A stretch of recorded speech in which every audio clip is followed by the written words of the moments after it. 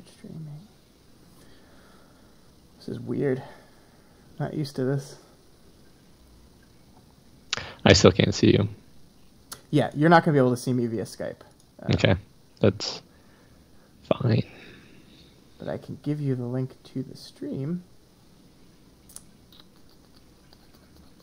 and show you what my current problem is. Okay. How do I do that? How do I give a link? Why does this have to be so fucking hard?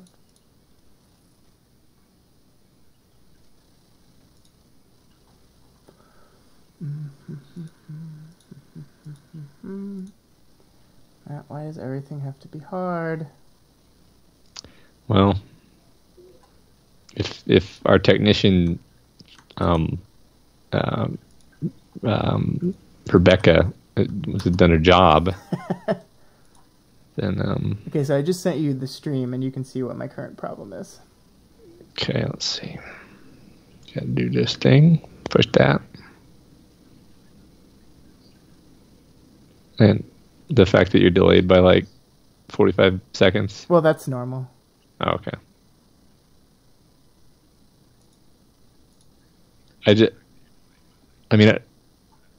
We're okay. This is highly confusing. I'm gonna mute this. And now I disappeared. I think. So the problem is the screen relative screen size and so forth. Yeah. Well, no, it's like I should be able to, like, isolate just the part of the thing that's your camera, or that's your video, and just do that, but I can't. Okay.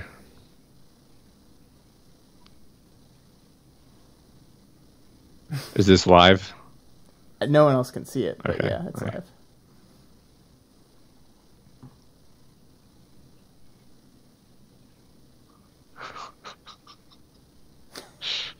It's weird, right? It is, yeah. It's really weird.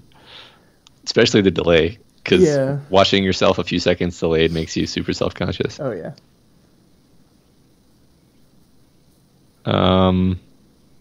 So, like, I don't know how to do this in a way that would not look just awful. That's my current problem.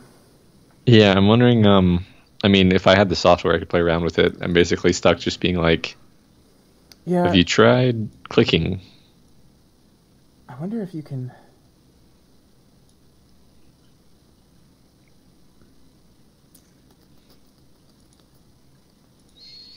Because, like, what happens... So I just put you full screen on my computer. What happens to the stream when I do that? It's going to take, like, half a minute, but let me know. Okay. I'll tell you. Actually, all that happened was the space where my face was now is just invisible. It's black. Yeah. So. And I wonder if that's because... I mean, I know you can click and drag like those bounding boxes around the... Wait, maybe you can't. Maybe I'm wrong about that. Yeah, you can. Yeah, okay. So you can. What's the word? It's the word for. You can make the little pull icon show up, and you can pull the list of things on the left into oblivion. And let me see. Can you pull a list of things? Yeah, you can pull the thing on the right or on the bottom, I should say. So yeah. So at least on right now, like I have it so the whole Skype window is just like the box where your face would be if you were so. Can you see my cursor? You know what I mean? So like if you hover, yeah. I made the thing on the bottom go down, but so if you make it, see, mine goes all the way away when you do that, and then so does the left one. See, look at my left one. You can probably see my cursor. It's not going. That's fucking ridiculous. I wonder if I can view. Are you on Windows?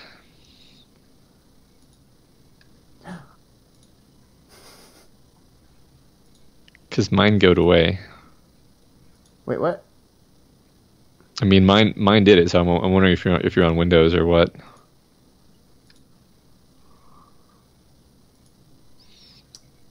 Yeah, I'm on Windows. Sorry. Okay. Yeah. I couldn't figure out what you were talking about for a second. Because I said goat away.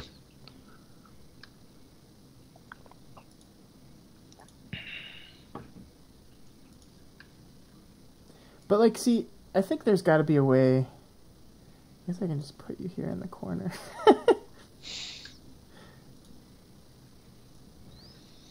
That kind of works. Here in the corner. Just gonna put me here. Yeah. I mean, it's actually hard to do better than that with the aspect ratio of the YouTube screen. Yeah, maybe I can. Hold on. I'm gonna be creative here. Okay. Look forward to setting this up every single time we do this now. It actually saves, so Oh. in theory it should.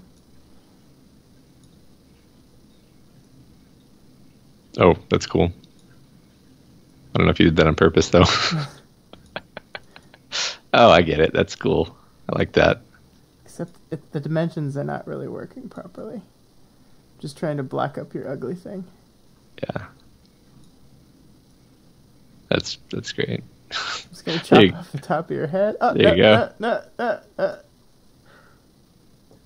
It's not really working the way I want it to. It's okay. I think it's okay if it extends off the page, because then it looks like a wallpaper. Yeah, but I want. Damn it! Wait, I got a plan. Okay. This is a comedy of fucking. Damn it! Didn't work the way I wanted.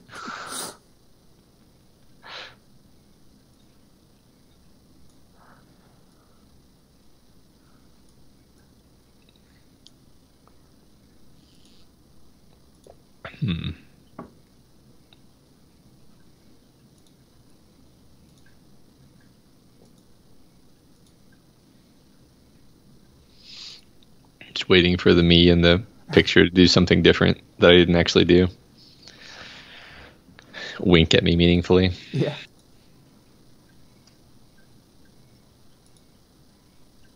Oh, God.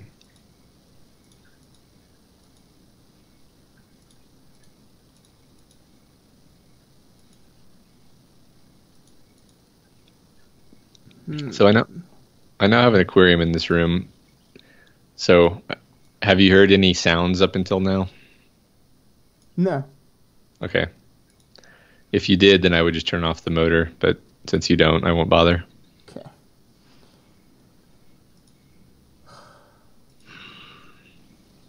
I can get rid of those sounds pretty easily too. Okay. It's like a water tinkling sound, so. I guess I kind of hear it if I focus on it, but... Image. Another image. I'm just throwing images in here.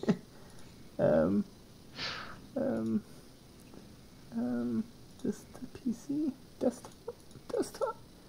Is the echidna bigger? I'll just throw her on here. Hey, echidna. Two watching. It better be both of us. It is. Okay. There's no way anyone can see it unless I share the link. Okay.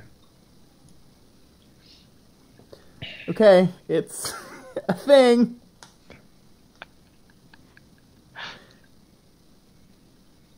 Beautiful.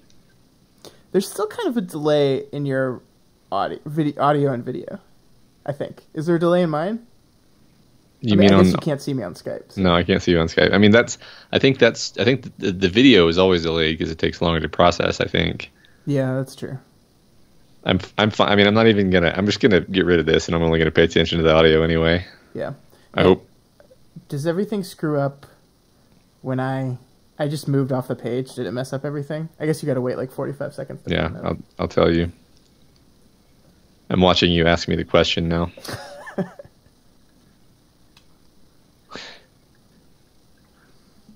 Did you do it and then take a drink of your coffee? Yes. Okay, then I think it's fine. Okay, cool. And then I started playing my water bottle like a flute. Yes, exactly. Cool. I guess, are we confident enough to share this, or what do you want to do? I mean, I'll keep the misogynist remarks to a minimum, and we'll just. Is that a frequent problem? I mean, you know me, Scott.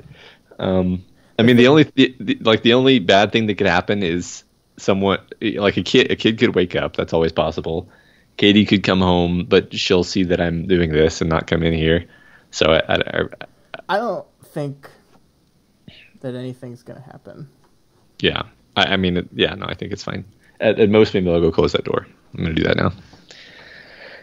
You can watch me go do that in about 45 seconds. No, I see you live because I'm not looking at the stream. Oh, okay. I got it. Oh, shit. Oh, shit. Oh, God. Jesus.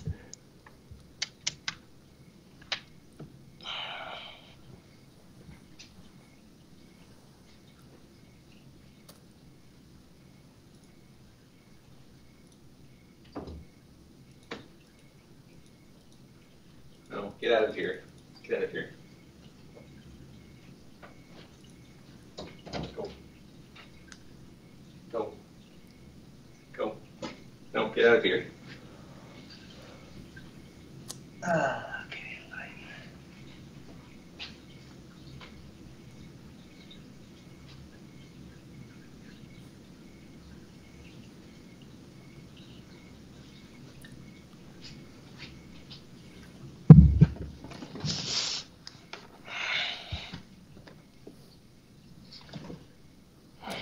You know, I never could do that.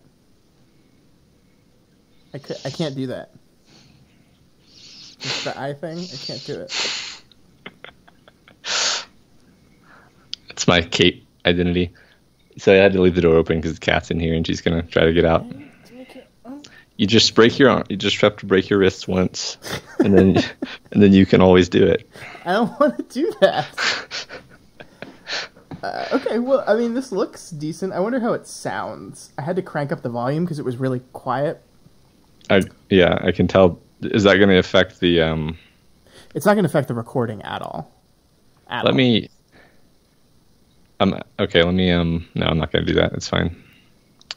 I wonder. I can probably send the link to my wife and make her test it. Maybe that's a good idea. Yeah. The link you just. I'll send it to myself and then I'll. Oh, and like your phone or so. Yeah, my phone. Yeah. God, it's so delayed. I was just... Oh, wait, no, it's just not live for some reason.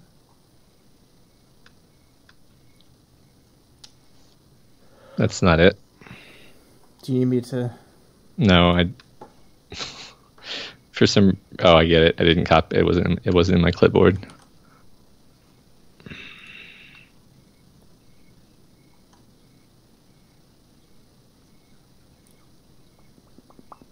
I don't think the beard looks bad. I think it looks good. Well, thank you.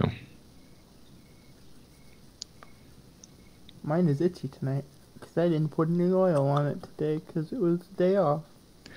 Yes, your oil advice was very helpful. I didn't do my hair today at all until you told me we were going to have a stream, and then I had to. I did my hair. Huh.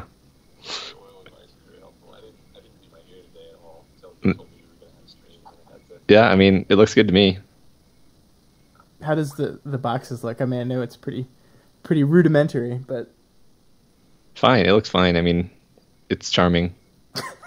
Okay. And you can hear yourself and me. Okay. Yeah. Yeah. Yeah. I mean, it looks good to me.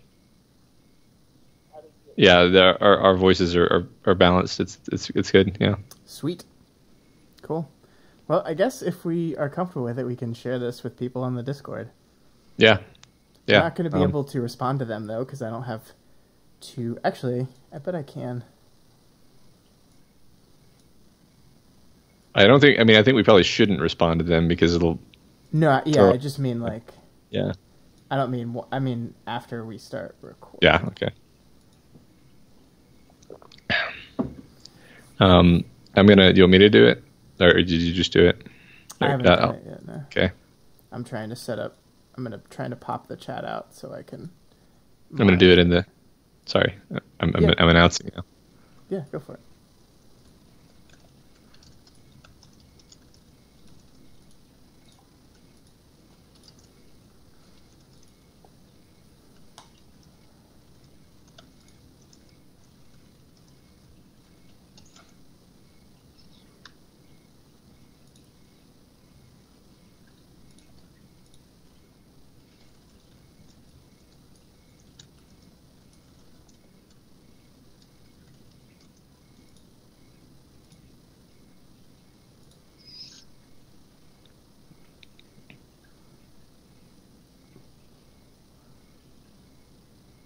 Man, this is going to take some getting used to. Yeah.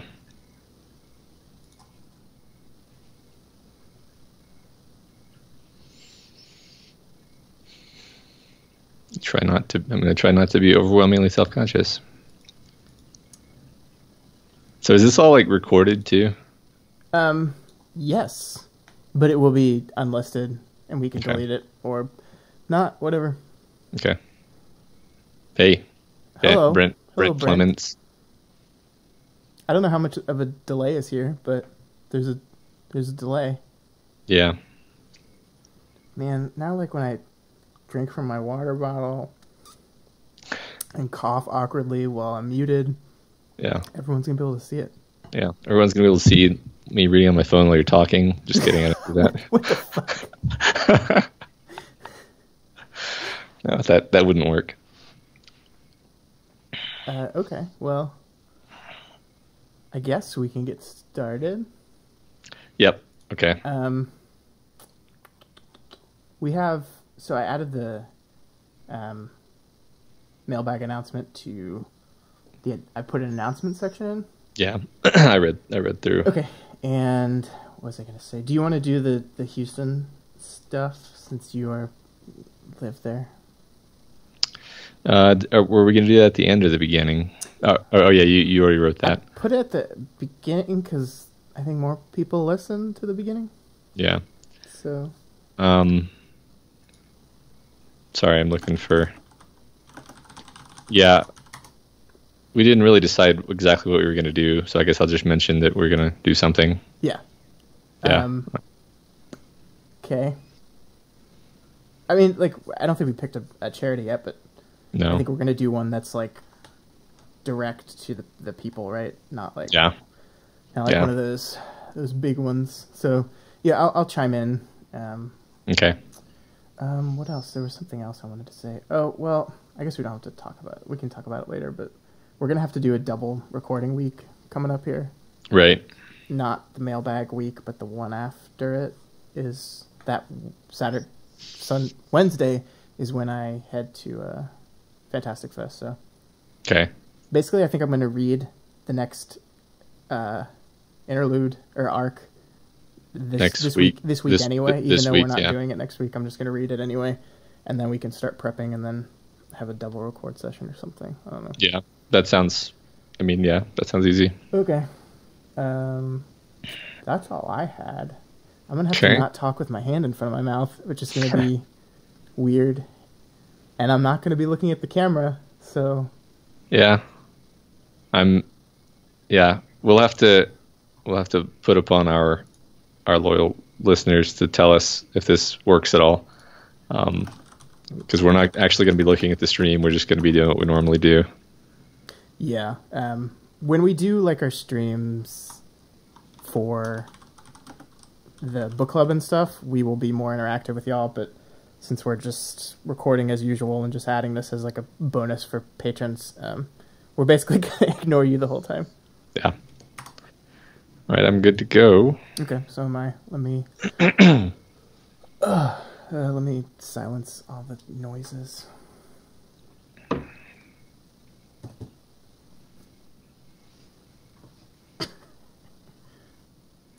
Okay. I'm ready, so I'll count you down. Yep. All right, let's go in 5, 4, 3, 2, 1. Hey everybody, welcome to We've Got Worm, a Daily Planet Films podcast series where we expertly dissect and discuss the hit web serial Worm week by week, arc by arc. My name is Matt Freeman, your host and sole owner of the only interdimensional portal between our world and Earth Pod, a planet entirely inhabited by amateur podcasters. Speaking of which, here's one of them now, my co-host, Scott Daly. Scott, how are you doing today? I am doing great, Matt. Your planet is so much more interesting than my own, a place where everyone is perpetually working on perfecting their NPR voice. It's a nightmare. As you said, this is the podcast where you, a worm expert, guide me, a first-time reader, through Wild Bill's world of superheroes, supervillains, and everything in between, as I inspect, interpret, and even speculate on what the story is and where it is going. This week, we are finishing up Arc 19 Scourge, starting from 19.5 through the end of the arc. And we are finishing up the Echidna interlude, where we're one big, not interlude, section, arc, part of the story. Yeah, one big double part arc. of the story is Yeah. is completed now. And what an amazing one it is. I think, we've been kind of building to this climax for a while now, and we're finally here. We're finally ready to for the big battle to happen. All this stuff comes together, and it's some very emotional stuff happens during these few chapters. Yeah, there's a lot of character threads going on. As you anticipated, this is the end of Echidna. We also get some really powerful interludes in here, and overall, this is a very satisfying conclusion to this section of the story, I think. Yeah. I think it's something that I've been looking forward to a lot, and I think at the end of this, if we have time, if we don't go over, we're gonna kind of rate this part of the story as compared to the other ones. But we'll see on that, because we usually go over. Yeah. One remark I had about this is that, like, once again, my instincts in terms of the relative quantity of action versus character stuff is wrong, because if you asked me, like, how much action is in this arc, I would be like, oh, it's mostly action. But if you actually go chapter by chapter, it's actually more like, set up, combat, and then character resolutions.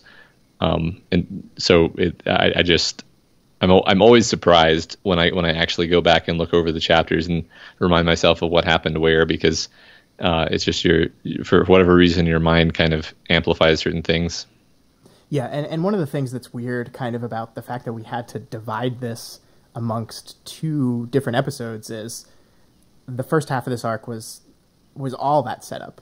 Everything you just said, the 4 or 5 chapters of setup, and then this is all climax. And it's kind of awkward in a way. It's not my favorite thing to do. I wish we didn't have to do that. I wish we could tell it all in one thing, but there's just far too much in there. I mean, we talked for 2.5 hours last week. We're probably going to do the same this week, although hopefully a little lower than that. But it's just, there's just so much. It's so dense, and we're forced into it. But I think this is definitely a very satisfying conclusion. Yeah. And with that, let's move into some announcements real quick, because as we said, we're finishing up another big book, quote unquote, of the story. So we're going to do another mailbag. It's been about 9-10 episodes since we did the last one. So we're going to do another one. This is actually going to be, I think, unless something crazy happens, our last mailbag before we finish the book, which is insane. We're getting there.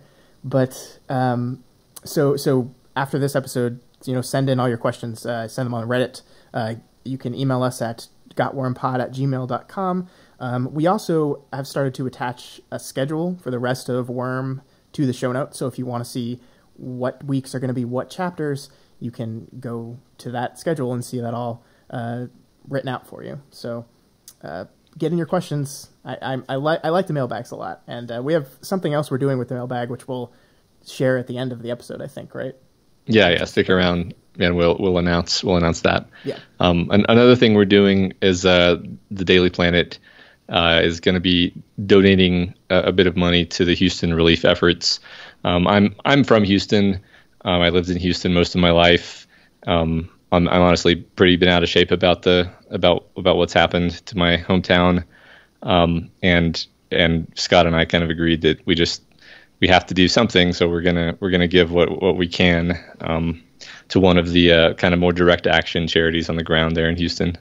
Yeah. I think one of the things that I didn't even think about when we were looking at our download numbers from last week was they were a little bit down from what they normally are, and we were trying to figure out why that is. And part of the reason is because as we looked through the geographic statistics, Houston is our biggest region as far as listeners. So not only are you from Houston, not only did we both go to school about an hour from Houston, but a lot of our listeners are down there. So we feel like it's just, it's kind of to us we have the ability to do something, and we're going to. So yeah, we feel for you guys. Hope you enjoyed this episode. Hope it cheers you up a little bit. Yeah. All right, let's move into comments and questions, Scott. So this is from Paper Prayers, and the question is, since you guys have brought up the web serial format, I'm curious about your thoughts. Do you think web serials will ever be a popular medium, or will it forever remain a niche one? And what do you think about how Worm has affected the perception of web serials positively or negatively? Yeah, this was an interesting question. I think, my experience is one of I've never read a web serial before Worm, so I was like tangentially aware that this whole world of online publishing existed, but I had never been part of it. And I think there's a kind of a stigma to it. There's that either these are not good enough to be published books or not serious works of literature. So to answer the question of how has Worm affected, or how could Worm affect the perception of these kind of things? Well, it's really good. So I think it brings an air of legitimacy to it, and I think that as far as is this ever going to be a popular medium, is this ever not going to be a niche kind of thing? I don't know. I think books are kind of ingrained in culture, but everything is shifting to online. So it wouldn't surprise me if more and more things are published like this. Yeah, I think the categories are becoming less rigid too. Like The Martian was originally written as a web serial, and I forgot that. And became a book, and then became a movie, and who knows what the future holds for Worm. But like I've read a number of kind of serialized online things, which I don't know if I would call all of them webs. Like they weren't all serialized novels in the same way Worm is, but I feel like kind of like podcasts, it's actually a medium that is filling a need that went away and now is returning, or maybe people didn't quite know how to address it for themselves. I'm not sure. But yeah, no, yeah. I see it as a thing that could potentially grow. And I think things like Worm really do help that. Well written, well done stories with rich, complex characters and themes bring an air of legitimacy to it. And I hope, I think Worm is probably one of, am I speaking out of turn by saying it's one of, if not the most popular web serial? Yeah. I mean, I would say that there's at least a strong case for that being true. Yeah. So I think that that helps a lot, that you get people that are doubters that don't look at this as real literature, read it and say, wow, this is good. So yeah. Hopefully that's where we're going, and it's going to be interesting to see what the next few years holds. Yeah, cool. And I think that's all we had for questions this week, just because, we're doing a whole mailbag next week. There were a couple things that I did want to talk about, but I kind of decided to just save them for next week's episode, since we'll get to talk about them a little longer and won't be pushed for time this week. Okay, yeah, that's a good idea. All right, then let's move on into the beat-by-beat analysis. We open with 19.5, and we last left off with Echidna smashing up out of the ruins of Coil's base through a nearby parking garage. And then as this chapter opens, immediately the Gru clone with the teleportation power uses it on the gathered capes, trickster style, to just scatter everyone, breaking up the battle lines. Yeah, and it's here. The final fight is here, Matt. And this, like we talked about, this is the climax of this section of the book. And we kind of immediately throw our side into a disadvantage by separating everyone out and taking the organization away from these groups. Echidna is such an interesting villain to me, Matt, because on the one half we have our established master tactician in Noelle. She's smart. She can see the entire board and react accordingly. She can kind of adjust her strategy on the fly, similar to how Taylor can do that. But then, unlike Taylor, you have this other side of Noelle, which is the Echidna side, the thing that causes her to go on these mindless rampages, that stops her from thinking and strategizing and just kind of pushes her into this blind rage. And we kind of get to see both sides in this fight. And I think it's a clever way of both showing how someone is tactically smart, but at the same time makes dumb decisions, all in the same little monster. Yeah, there's definitely some ebb and flow that are caused by that. Yeah, and it pays off in a rather amazing way at the end of the fight. Yep. So Skitter, who is flying around on Atlas at this point, sets to work trying to use her bugs to tie a silk cord around the Gru to hamper him. Yeah, hamper, Matt. That's what she's trying to do. Just a hamper. Yeah, just kind of impede. And then we see the Triumvirate make a coordinated strike. Eidolon uses a bubble of slowed time to catch Echidna, and then Alexandria pummels her with a traffic light pole, while Legend carves her up with lasers, so that they do a great deal of damage very rapidly, and they also manage to pry and cut out a hero or two. And the thing that surprised me most about this, and I mentioned it on Twitter, is how much your perspective of people can shift over time. Because I remember the first time we saw these guys all together, it was like awe-inspiring, like the triumvirate. We'd heard about these guys. Here's the three of them. They're kind of these larger-than-life heroes. And Taylor was kind of like that too. The first time that she saw them, I think Alexandria was really like the only hero that Taylor let herself geek out a little bit on. But a few 100,000 words later, and we kind of know what these guys really are now, and we're much more kind of indifferent to them, or even a little hostile. And I think Taylor kind of shares in that indifference and hostility. Like the way she describes how they're fighting is very, it holds no reverence. There's no awe in it. It's just very matter of fact. It's like, Legend did this, Iolan did this, and then Alexandria did this. And it's like in a few paragraphs, we see how she's describing Chevalier. Did I pronounce that right? I think it's Chevalier, even though I always want to say it's Chevalier. Okay. Well, that guy, like, uses the awesome gunblade, and there's like, you can see like amount of respect for him in Taylor's, how the way she describes him fight, and you just don't feel that in these guys. And I just thought that was very interesting to point out. Yeah, she's definitely not in awe of them anymore. It's almost like she sees herself as one of them. Like we're all capes here, and you know, later on she kind of doesn't hesitate to take command of other capes who are, you know, also pretty powerful. Right. So yeah, her attitude has shifted a bit, definitely. Perhaps the symbolism of the Alexandria lunchbox full of money is starting to become apparent. So the Gru teleports Echidna away from the attack, and Skitter ties one end of her cord around the Gru's neck and attaches the other end to Echidna, so that when she dashes away, it snaps his neck. Yeah. Remember when we spent all this time talking about the killing of the clones and like all this time humanizing them and showing how bad Taylor feels when she's forced to kill them? So you'd think in this moment where she has to snap the neck of her boyfriend, I mean, not technically her boyfriend, but it's a clone of her boyfriend, but still kind of her boyfriend. You'd think there'd be some moment here where she has some emotion about like, wow, I just had to do that. This is the guy I care for. But there's not really anything. She just kind of does it and then moves on. And I thought that was very interesting, and maybe another symptom of their not great relationship. Yeah, there's a remarkable absence in this arc of any evidence whatsoever that she cares for Gru, actually. Yeah, she doesn't think about him once during the entirety of this fight. Yeah, and later on when Tattletale brings him up, she doesn't really connect with the thought. We'll talk about that when we get there. That's going to be fun to talk about. Yeah. So yeah, Echidna smashes through some closely spaced buildings when she's hemmed in by some of the strong capes like Myrddin and Chevalier. And here, this is her seeing how the heroes were struggling to get organized, suffering for the lack of armbands to help them navigate and get essential information. I decided in an instant that I needed to guide more than just the van. So she uses her bugs to give everyone a nice heads-up display overview of the battle.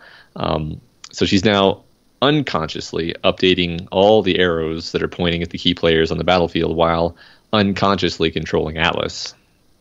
Yeah, so we're again seeing Taylor's power expand. Again, she's doing all this unconsciously. She's managing hundreds of things simultaneously without even being conscious that she's doing it. And she's picking up the mantle of leader once again. And this time, it's not just her group. She is basically becoming the general of this battle, and she's commanding her entire army. And they kind of just go with it because they have no communication, they have no organization, and they let her step into this role. And she's pretty good at it.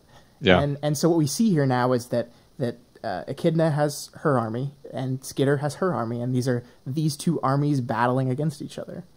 Yeah, totally. Yeah, I like the specific beat that the text goes out of its way to say that she's unconsciously controlling Atlas, where before it was almost like she had to micromanage every little movement of Atlas. Right, because he didn't have the instincts of a normal bug that she could rely on. So yeah, it's like she doesn't even need that anymore. She's controlling individually every single one of these bugs without even thinking about it. Yep. It's crazy. So here finally, Chevalier, who we've seen a few times, we finally get to see his power in action. So it turns out that his giant armor and his giant gunblade are like heavy and powerful and strong, but to him they're super light. So there's some kind of space warping effects, perhaps like Finya and Minya, Taylor surmises, but only applied to his equipment and not his body. Yeah, and I'm sure I'm not the only one who jumped onto the gunblade from Final Fantasy VIII's Squall as soon as I saw this. And of course, Wildbow takes that concept, which is a little ridiculous in that game, and then makes it like super really cool. And I like it a lot. He seems like a really cool power set. It seems versatile and useful, and I like him, which means he's probably secretly a horrible person. Yeah, I probably rolled my eyes on some level when I saw Gunblade, and then of course when you see how it works, you're like, oh well, yeah, if you had that power, then you would want to have like a giant sword, and why not just put like a cannon in it? Because Yeah, then you why not? Yeah, right. It makes perfect sense. It's a power that actually makes the Gunblade make sense as an object. Yeah, I love it. Yeah, because it's like totally impractical in any other sense. Like it works in Worm for very specific reasons. It does not work anywhere else. Just cool, 90s cool, but it works very very well here. That's funny. So thinking tactically, Skitter anticipates that Echidna is going to make a break for it through one of the adjacent buildings. So she warns the heroes that are on the other side of those buildings that there's a hazard coming. Echidna then switches up tactics a bit, spraying a huge amount of vomit that's mostly bodies rather than being mostly liquid. One of them is the self-duplicator kudzu, which is one of those words that I read a lot but never say, who we'll see more of in a bit. Murden manages to temporarily seal Echidna away in one of his dimensions while everyone fights clones. Yeah, and then suddenly it's just full-scale war. Like sides fighting each other, armies clashing. It's crazy. Yeah, there's almost too much going on here for me to like actually visualize. Like I can follow it just fine, but the part of my brain that creates like a visual image, it just kind of is like, I'm gonna give you some small samples of what's going on, but I can't capture this many heroes with this many different powers, because like the heroes are all going hog wild. They're killing this giant pile of clones indiscriminately. These clones, these are like flimsy and they tear apart at like the slightest effort. The armbands report that there are now 17 capes inside Echidna, and that the monster, the like monster side is in charge and Noelle is dormant. And also furthermore that the Echidna has a core somewhere inside her that is the source of her regeneration. Yeah, I wanted to stop and talk about this for a little bit here, because one of the themes that we pulled out early in the podcast, maybe the first episode or two, was this idea of escalation and how we're constantly escalating as we go along to bigger, more violence, more danger. And in this moment where we have these two armies clashing with each other in this no-holds-barred fight, like it feels like just we've crossed another threshold here.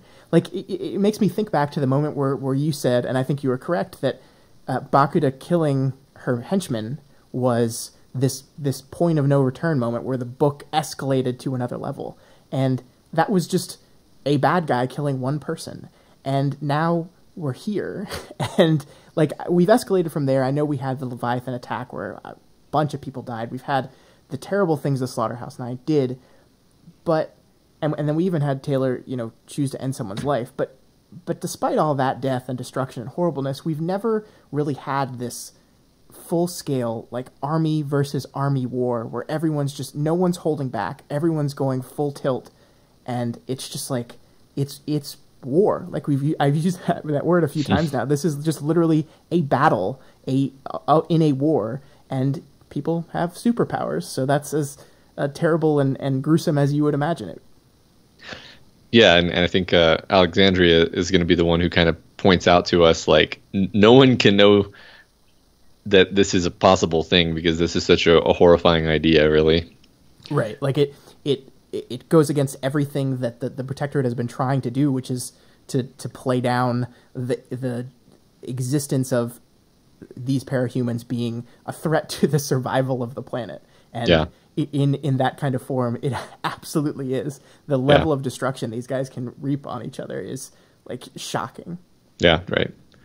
So at this point, Weld captures a clone, and Scapegoat uses the offensive aspect of his power, transferring Skitter's injuries to the clone.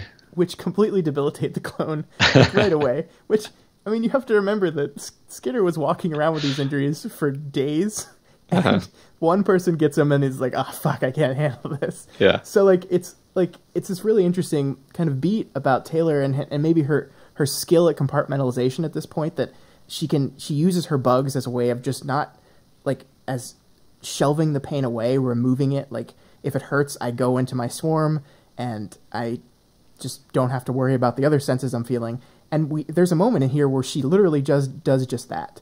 She says that like too many sensations are happening. There's too much going on from all her bugs, and she finds refuge in my swarm senses, disassociating from my body. And she does this again and again throughout this section. And it's very interesting that now, like, we've been talking about how she's been doing this and she finds comfort in the swarm of her bugs, but now she's literally just like leaving her body behind just to deal with existing. Yeah, it's definitely its own kind of escalation. It's its own kind of almost a slippery slope of more and more dissociation from not just like Taylor the person, but even Taylor the human body. Yeah. So yes, Skitter detects using her bug hearing basically an imminent Shatterbird attack, and she warns everyone just in time to save a number of people. But she doesn't save everyone. A lot of people are injured. Tecton's suit is down. Scapegoat is down. There's quite a number of injuries, and the attack is very disruptive to the heroes, and it takes down more heroes than it does clones, because the heroes tend to be wearing costumes that have glass components and the clones don't. Yeah, that's really, really great timing, Shatterbird. Thank you. Glad we kept you around. It's really being so helpful. There's this is something that we don't really ever get to see what happens or what is happening to Shatterbird. She doesn't appear in this battle. She doesn't fight. She just does her scream and then goes away. And I know you mentioned that there's a deleted interlude somewhere in here, so I'm hoping that the story behind what's going on with her is maybe somewhere in there, because it feels like this dangling thread that's just kind of left there. Well, I'm winking into the microphone, Scott. Well, I can see you now, so I know you are. No, I actually am. So Skitter lands and stands by Weld to fight hand to hand. She fights a number of squishy kudzus, and Weld fights a durable guy who's capable of melting Weld's metal flesh. Echidna then returns from Mirrodin's pocket dimension at spectacularly bad timing, and one of Kudzu's clones, which is like a derivative power, uses her variation of the duplication power to duplicate Echidna herself and makes 4 Echidnas. Yeah, this scene works so well for me. Mm-hmm. There's that moment where the Kudzu clone calls out, "Cover me, I got this." And not only do you then see in that moment that the clones are working together, and both you and Taylor, I think I audibly said, "Oh shit," and then there's this this moment reminds me of Lord of the Rings, the Two Towers movie, where the one orc has the torch that's going to blow up the bombs in the wall of Helm's Deep. And like they realize what's happening, they can see it happen, and they're like trying to desperately take him down, and they're just not fast enough. And then this thing happens that just dramatically shifts everything. In Two Towers, the wall blows up. Here, suddenly there are 4 of the things that you were trying to kill and weren't able to, and it's just this moment of escalation that is like jaw dropping. Yeah, this whole battle does a wonderful job at that kind of thing where things just get worse and worse, and even if you have a reprieve, they're going to be worse when the reprieve is over. It's masterfully done. I mean, Wildbow does this consistently, actually, all over the place. But this exact moment here, where even Skitter reacts to it kind of the way you do, where she's just like stunned, and then like the breath goes out of her, like, oh yeah. God, we're boned. Well, and there's even that moment where Chevalier tries to shoot it at the last moment and misses, and you're just like, Oh, it was so close. It was so Yeah. close. And of course it's going to happen that way, but it's just this fantastic, the tension in that scene is really fantastically done. Yeah. So the copies of Echidna are deteriorating. They're not like perfect, but they're deteriorating slowly enough that it's still a disaster to have 4 of them on the battlefield. The real Echidna snags Eidolon while he's distracted with containing the others, and one of the Echidna clones kind of sits on Alexandria when she's caught off guard. They're so fucked. I mean, that's what I thought in that moment. Like, this is like the hush that descends upon the crowd. As Taylor says, 2 of our best caught. Like the utter defeat that you feel amongst all these people in this moment is just like things were already bad, and they just went to a level beyond bad. There's not a word for how bad things look right now. Yeah, but part of my brain is always tracking during things like this. Like at a certain point of badness, I no longer believe that there's any credible way that the hero can get out of the situation. And I'm like, either this is going to go really horribly, or there's going to have to be some bullshit pulled, essentially, some plot magic to get out of the situation. So it's always extremely gratifying when it does get that bad, when you do suddenly have 4 of the boss battle monster, and then all of your strongest allies are taken off the board and put on the enemy side, and then it still resolves satisfyingly. Yeah. So anyway, yeah. And in a way that's set up from the before. Like, yeah. I love how this resolves. It's very good. We'll get there. We're jumping ahead a little bit. Yeah. But. Yeah. So Echidna spits out an Alexandria, which is in the tag. It's called Apocrypha, which I think I'm going to use because I love it so much. And everyone can recognize this clone as looking close enough to Rebecca Costa Brown that they're convinced. Oops, yeah. And then an Eidolon pops out, and he reveals a regenerative power. And here we go. Final battle, round 2. So let's climax the shit out of this. That's right, 19.6. So it's a pretty cool little dose of characterization that Eidolon, the clone, Ignis Fatuus, I believe, is the tag name, prioritizes dressing himself and the Alexandria in evil Dark Mirror costumes while everyone is rushing in to kill them. Yeah, and it's this interesting thing that ties with, like, we've hit this beat of how plain Eidolon looks, like, a bunch of times throughout the story. Like, every time someone sees what he looks like out of his costume, everyone's like, yeah. So, like, it kind of makes sense that even his evil clone would be like, I gotta look good, because 9/10 is superheroing. It's looking good. Yeah, I guess so. Yeah, I'm not exactly sure what to make of it, but yeah, I like that. Yeah. So yeah, Alexandria and Legend, or rather Apocrypha and Legend, break off to have their own aerial duel, and Chevalier manages to blow the hell out of Echidna by making his cannon blade absolutely enormous, and then he uses the blade part to cut off the Noelle part of Echidna, but it doesn't really do much. He just kind of like withers horrifyingly, and then eventually kind of like grows back like a leg of a insect. Yeah. But what a good way to visually show how this is no longer Noelle, right? By literally chopping the Noelle part off of Echidna. Like, that the person that we knew as Noelle, that the person that the travelers knew is gone. And even if this thing has Noelle's memories, even if this thing has some of Noelle's desires, it's not her anymore. And we show that by getting her chopped off and withering terribly. It's really clever. Yeah, no, I like that. That's one thing where it kind of hits you on the emotional level and probably hits you on the metaphoric level, even though you might not think about it. Yeah. Yeah.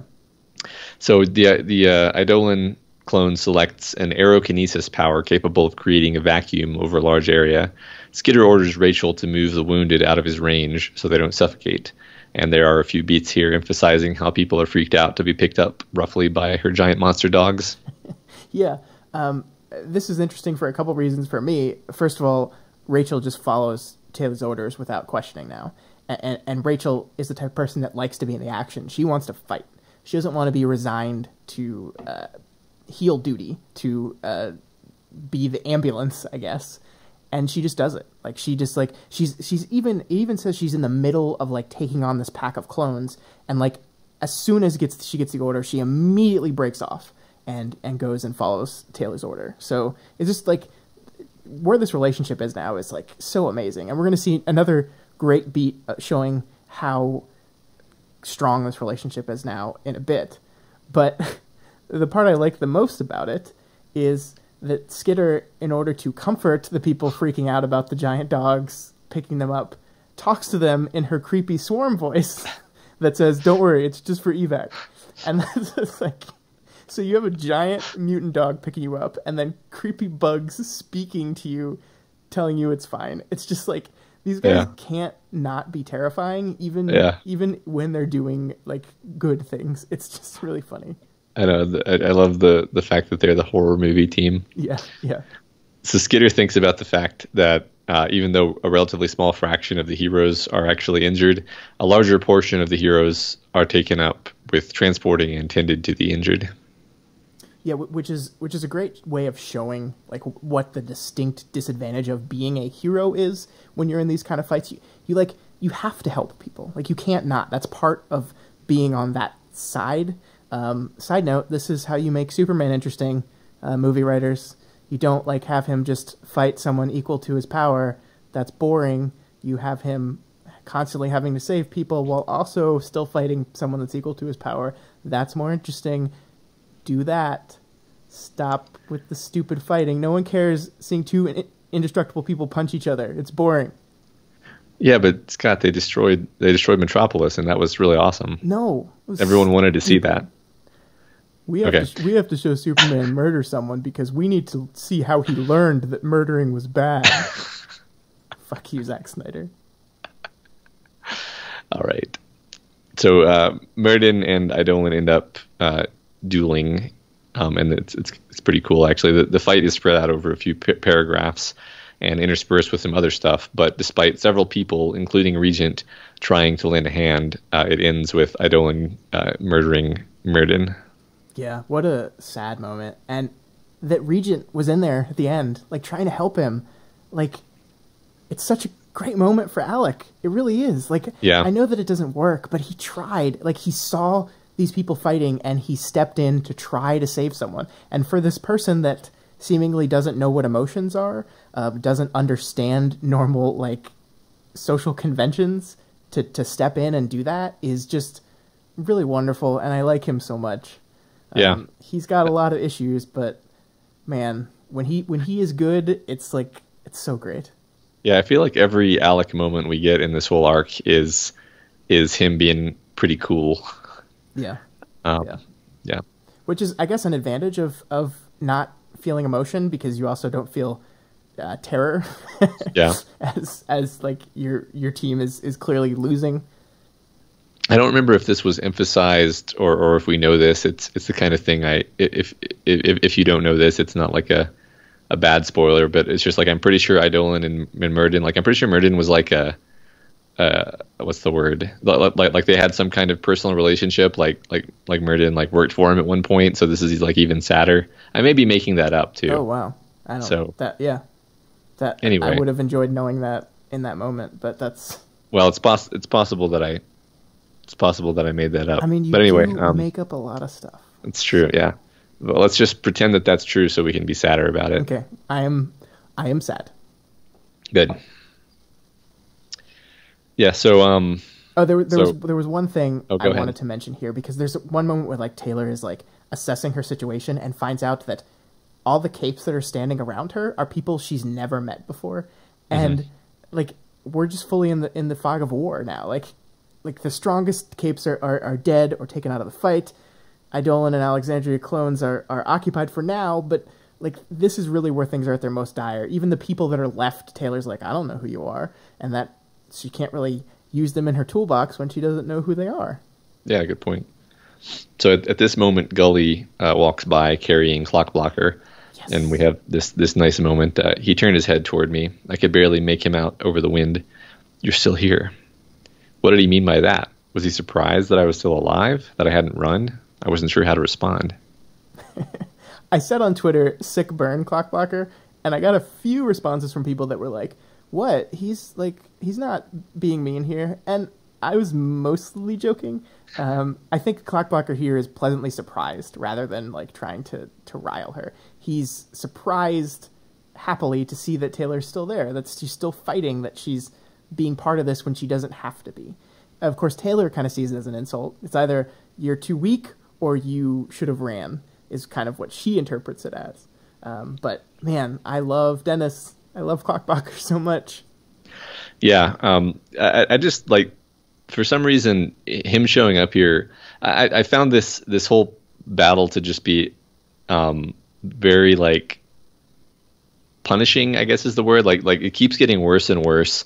Murden is killed. He's a guy you like. You know, when you kill a named character, it kind of hurts more than usual. Yeah. Clockblocker is like injured really badly to the point where Gully's not sure that he's going to live. And sorry. Pause. Pausing. Okay.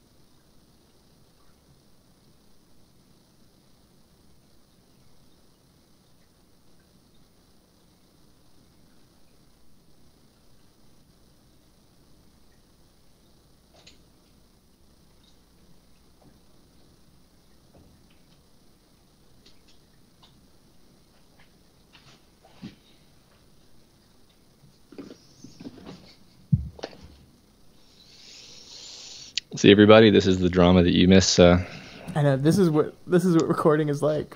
Yeah. Are we gonna take a break at some point? I don't need to, but let's do it at the end of this chapter, I guess.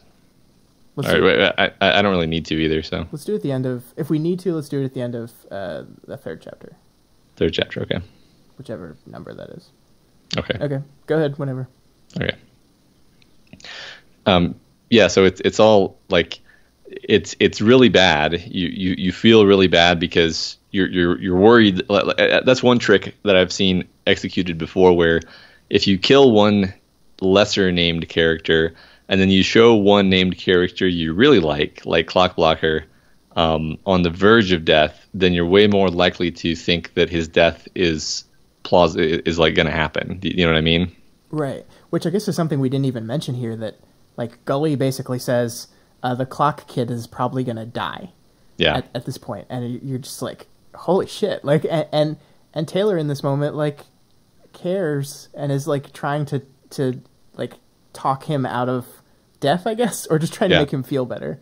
Right. But then at this moment, which is already like a low point, the Eidolon clone speaks. And he's basically, his rationale is like, I want you guys to challenge me, so I'm going to make you angry. So I'm going to kind of destroy your whole world by telling you about Cauldron and the role of the triumvirate in Cauldron and the truth about the K-63s. Yeah, he also mentioned somebody named Grey Boy, which I only mention here because when I said it on Twitter, I got like 57 responses and even more likes on the tweet. So I'm guessing this is somebody very important. I mean, that didn't. I don't think that ruined anything for me, but it's you can judge how much people like a character or are interested in a character by you say their name in a tweet, and then these people say. I think whenever I get new character stuff in there, I just put a tweet out that says, "Who is this person?" just to see what people's responses to it are. It's kind of fun, but anyway, this moment is really devastating, and the truth finally comes out, and it comes straight from the horse's mouth, or the clone of the horse. That's not the point. I like that. I do like that moment where the Eidolon clone matches what we know about the real guy. That he looked at Noelle as the best way to test his power, that he used it as some way to tap into this deep recess of power inside him. And the clone, Eidolon, wants the same. But like any good evil clone, he doesn't care whether that challenge comes from a bunch of innocent people, a bunch of heroes. He doesn't care where it comes from, and he attacks them the way they best know how. He destroys that lie that brought them all here. Yeah. So this is the real low point now, and we're here. I do distinctly remember the first time I read this, just having a very strong emotional reaction to like the level of like, wow, this is like, I don't know. On one level, when reading, I'm always like engaged and like immersed, but on another level, I'm like meta analyzing it, and at this point, I was like, this is the most effective like hammering in the low point I've ever experienced in fiction. And then of course, and Clock Blocker says, this is it. This has lost us the fight. And he means not just the fight, but he means more or less the war. But Skitter more or less takes it all in stride because she already distrusts authority. Yeah, and that's such an important thing that he's not talking about the fight. He's talking about everything. The Protectorate has lost. The world has lost. Mm-hmm. Because even as corrupt and terrible as the Protectorate was, the world kind of needed it. And this truth has destroyed it. The trust, the camaraderie, the earnest friendship that we saw between these characters in last week's episode that Skitter kind of marveled at is gone. And I don't know if there's a way to ever get that back. How are you ever going to be able to trust these people? How is anyone in this group going to be able to trust each other? You just don't see it happening. And I do like that in that moment that Clockblocker paints Skitter as optimistic when she says that she thinks it'll all be okay. Because I don't really think Taylor's being optimistic here. I just think she's not surprised. Because when it comes to authority figures, Taylor is a pessimist. She assumes that everyone in a place of authority is going to disappoint her in some way. So when she learns that very thing is true, she's just like, yeah, well, that was going to happen. So Clockblocker kind of perceives it as optimism, but when you always assume that doom is coming and it actually does come, you're just like, okay, well, that's what I thought. Yeah, I couldn't have said it better. So since she is kind of the only one with her head square on her shoulders at this point, she steps into this void, into this low point, and she takes advantage of this opening to speak to Noelle. So she hands her gun first to Clockblocker and tells him to shoot her in the head if it looks imminent that Echidna is going to catch her. And she thinks to herself, back when this skirmish had started, I'd wondered if I'd be willing to make a sacrifice if it meant coming out ahead. Even when the idea of throwing away one life for the greater good had crossed my mind, it had been with the notion that it would be me paying the price. I wouldn't ask someone else to do it. It was in this moment, when all hope had faded, that Isildur, son of the king, took up his father's sword. Wait, no, that's the wrong story. How many Lord of the Rings references can I get in today's podcast? We're at 2. A bunch. We got to do a 3-beat. Yeah. We talked kind of jokingly last week about Taylor refusing to take the heroic sacrifice tool out of her toolbox, refusing to take that off the table, even as Alec told a funny joke around it. Mm-hmm. And we joked around about it. And we joked around. It was a little bit concerning that she wasn't willing to do that. But I think in that moment, part of me knew that when Taylor's talking about a heroic sacrifice, she's thinking about herself. When she's talking about making that ultimate sacrifice, she's thinking about whether she would be willing to do it. And we see in this moment that she does, that Taylor here steps up. Yeah, right. She shouts to Noelle, and she offers herself in exchange for Eidolon. And she tries, as she's doing this, in front of everyone, to emphasize to the heroes that they need Eidolon and the Triumvirate, even if they're angry with them. Noelle spits out Eidolon, and he gets a chilly welcome from the heroes. Yeah, and look at her go, man. Like, even as she's trying to throw her life on the line to stop the monster, she's also trying to, like, repair the damage on the side and hope that the world is able to repair itself, even if she's unsuccessful here. God, she's just, like, she's so awesome at this moment. Yeah. Yeah, this is definitely a wonderful heroic moment, and it's yeah, it's like it's a perfectly, like I said, it's a perfectly constructed low point into which is inserted a perfectly constructed like heroic, attempted sacrifice. Right, right. Yeah. So in the course of this conversation, Skitter has to admit out loud that she did indeed kill Coyle. And there's the end of what we set up last week. The idea of people, of heroes taking responsibility for the things they do. It was Taylor that killed Coyle, and that is what started this whole rampage. Is Echidna herself Taylor's fault? No. But is she Taylor's responsibility? Taylor says so. And here she's taking that responsibility. And she's, like you said, this is her being a fucking hero. And it's so great. Yeah, yeah. It's and of course how she executed is too. So she, just a small beat here. She has to repeatedly use her bugs to stop Rachel from intervening. Like it happens at least twice. Yeah, it is. It's a really minor small beat, but it's such a lovely one. Like we said before, I'm so happy with how their relationship is right now. I'm so happy with how trusting and loving Rachel is of Taylor, how Taylor has really helped this girl a little bit. And I think that's a little interesting when you think about it, because we get all these beats about Taylor wondering how different of a person she would have been had she been with the Wards and not the Undersiders, how she had the kind of role models in Miss Militia or being around Clockblocker, or had that kind of camaraderie that these guys seem to have. Would she be better off? And we do see at times the Undersiders kind of reinforce her worst qualities. But Rachel, by hanging out with Taylor, has become a better person. She still has some troublesome tendencies, but she seems to be just a better all-around person because of Taylor's influence. And that's kind of awesome. Yeah, I mean, she's probably happier since now she's part of a human pack. Oh yeah.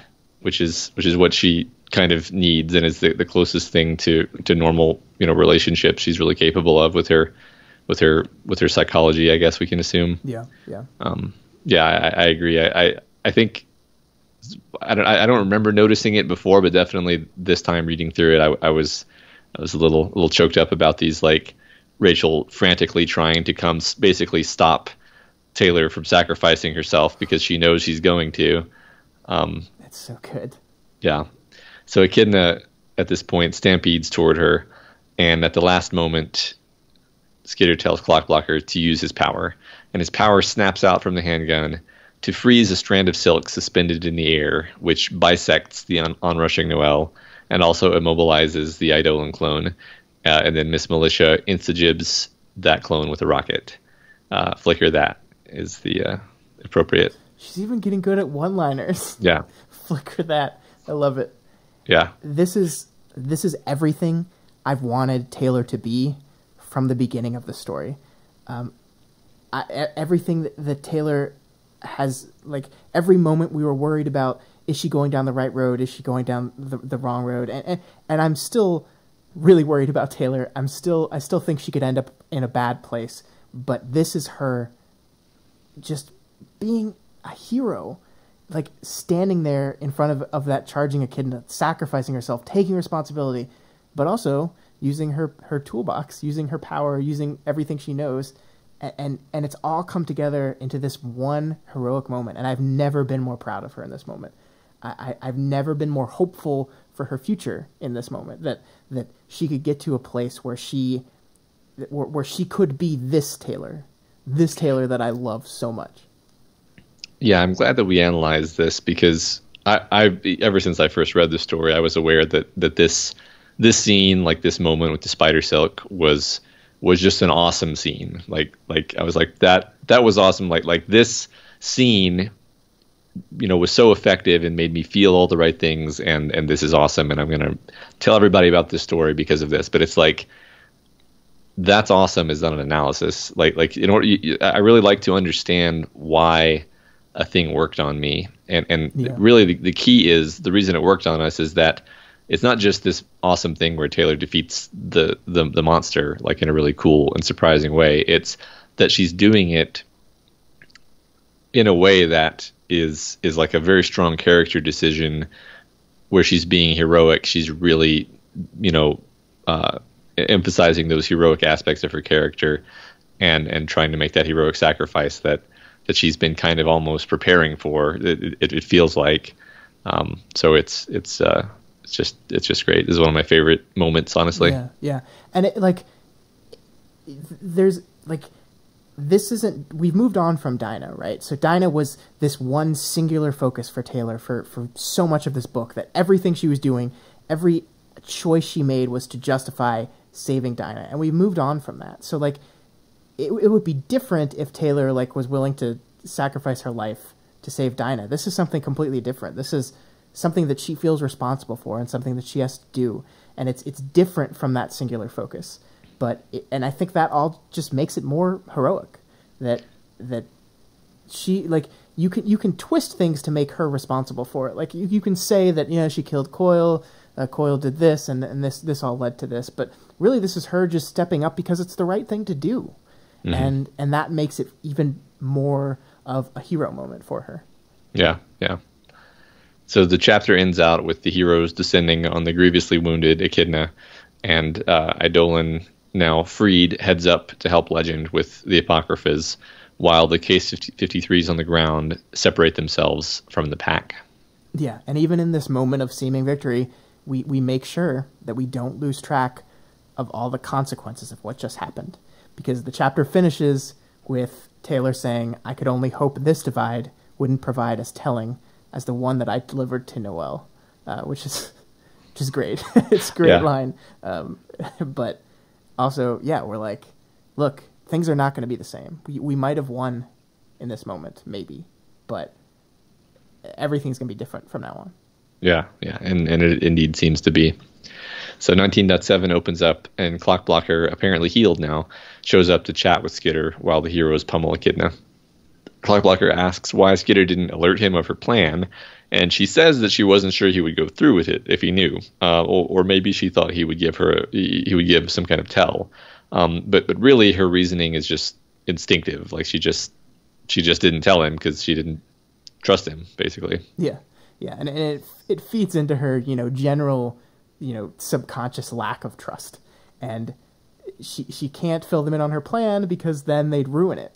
Taylor is very much, I have to do this, I have to control it because I'm the only one that can do it right. It feeds into her how she's talked about, if I had this person's power, I'd be better at it.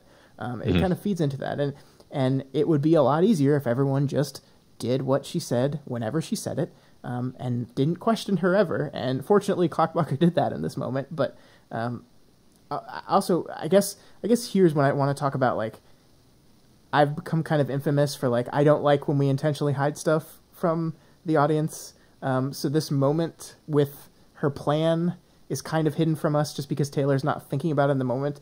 I don't care. I think it works. Everything that I didn't like about that first Armsmaster phone call when we specifically hid that from us just for a reveal at the end is not in play here. It's different. This is a different kind of reveal. This is her executing a plan that she's not even sure is going to work, and we just kind of hold it for just a little bit. Just a little tiny bit of hiding things from the audience to make a beat land, and it works. So I don't care. Right, yeah. It's less of a plan than a Hail Mary because... Right. Because Clockblocker could have just been use my power, use my power. Bam, she's dead. Too late. No, so it's but it worked and it's awesome. And like you said, we don't need to see every microscopic thought that passes through every character's head. No. So and that's not what I was complaining about when I complained about that thing. So I just want to say that in case anyone asks, but this worked. This reveal worked. Yeah. So overhead, we see Eidolon obliterate one of the Apocryphas with some incredibly destructive power, and then a bit later in the chapter, he gets the other one. Just wanted to point that out. Hooray! Yeah. So if there's ever any argument about who's stronger, settled there. Clockblocker asks how Skitter knew his power would extend that far, and of course the answer is that she didn't, and she almost died, but she doesn't let him know that. And at this point, we see Clockblocker start to be downright relaxed with her, joking around, gently ribbing her. She wonders if it's a coping mechanism to deal with what has just been revealed. Yeah. I think it's safe to say that at least part of what he's doing here is a coping mechanism. We've seen him kind of do that in the past. He's a very sarcastic person. But I think it's more than that. And I think if you sit down and analyze this, you see Dennis he, for a while now, has been trying to understand these bad guys. He wants to know... we saw it with his conversation with Skitter in the van, and we saw it with his conversation with Jessica Yamada. He doesn't get how these bad guys can act so evil and can continue to get away with it. He doesn't understand them. It's driving him insane that he doesn't get Skitter. He doesn't understand her, and it's driving him nuts.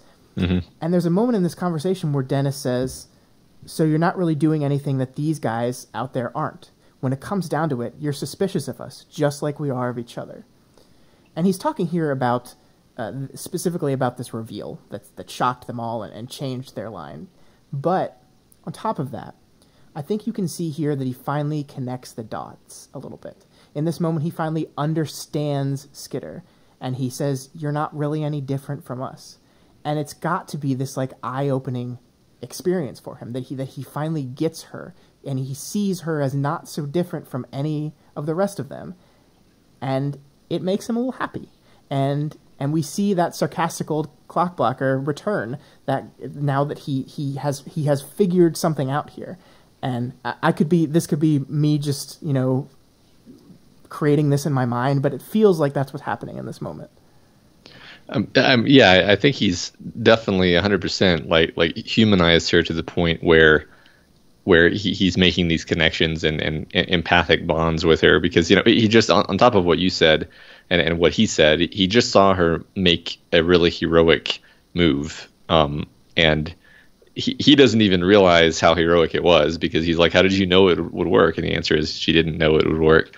But like he's finding various ways to relate to her, definitely. Yeah. Well, and it's like his biggest problem was being able to separate these people in a world where there are good guys and there are bad guys, and we're the good guys, they're the bad guys, and why aren't we winning? We're the good guys, we should be winning. And he's learned now that it's not as simple as that there are bad guys on our side, there are good guys on their side. And I think that realization for him is like relaxing in a way, that he finally understands the world a little bit more. And he's and yeah, absolutely understands Taylor, likes Taylor maybe a little bit, but it's a great moment. And you just like, we've been set up for this for so long. Like, we've seen Dennis's kind of transformation throughout this book now, and I don't know what's going to happen to him next. I'm sure he's going to go through a whole lot more shit, but in this moment, I think he finally has a grip on what the world is. Yeah, I think so. It does. It definitely is a perfect part of his character arc. So here, Tattletale catches up and reminds Taylor that if she were to sacrifice herself, Gru wouldn't be able to handle it.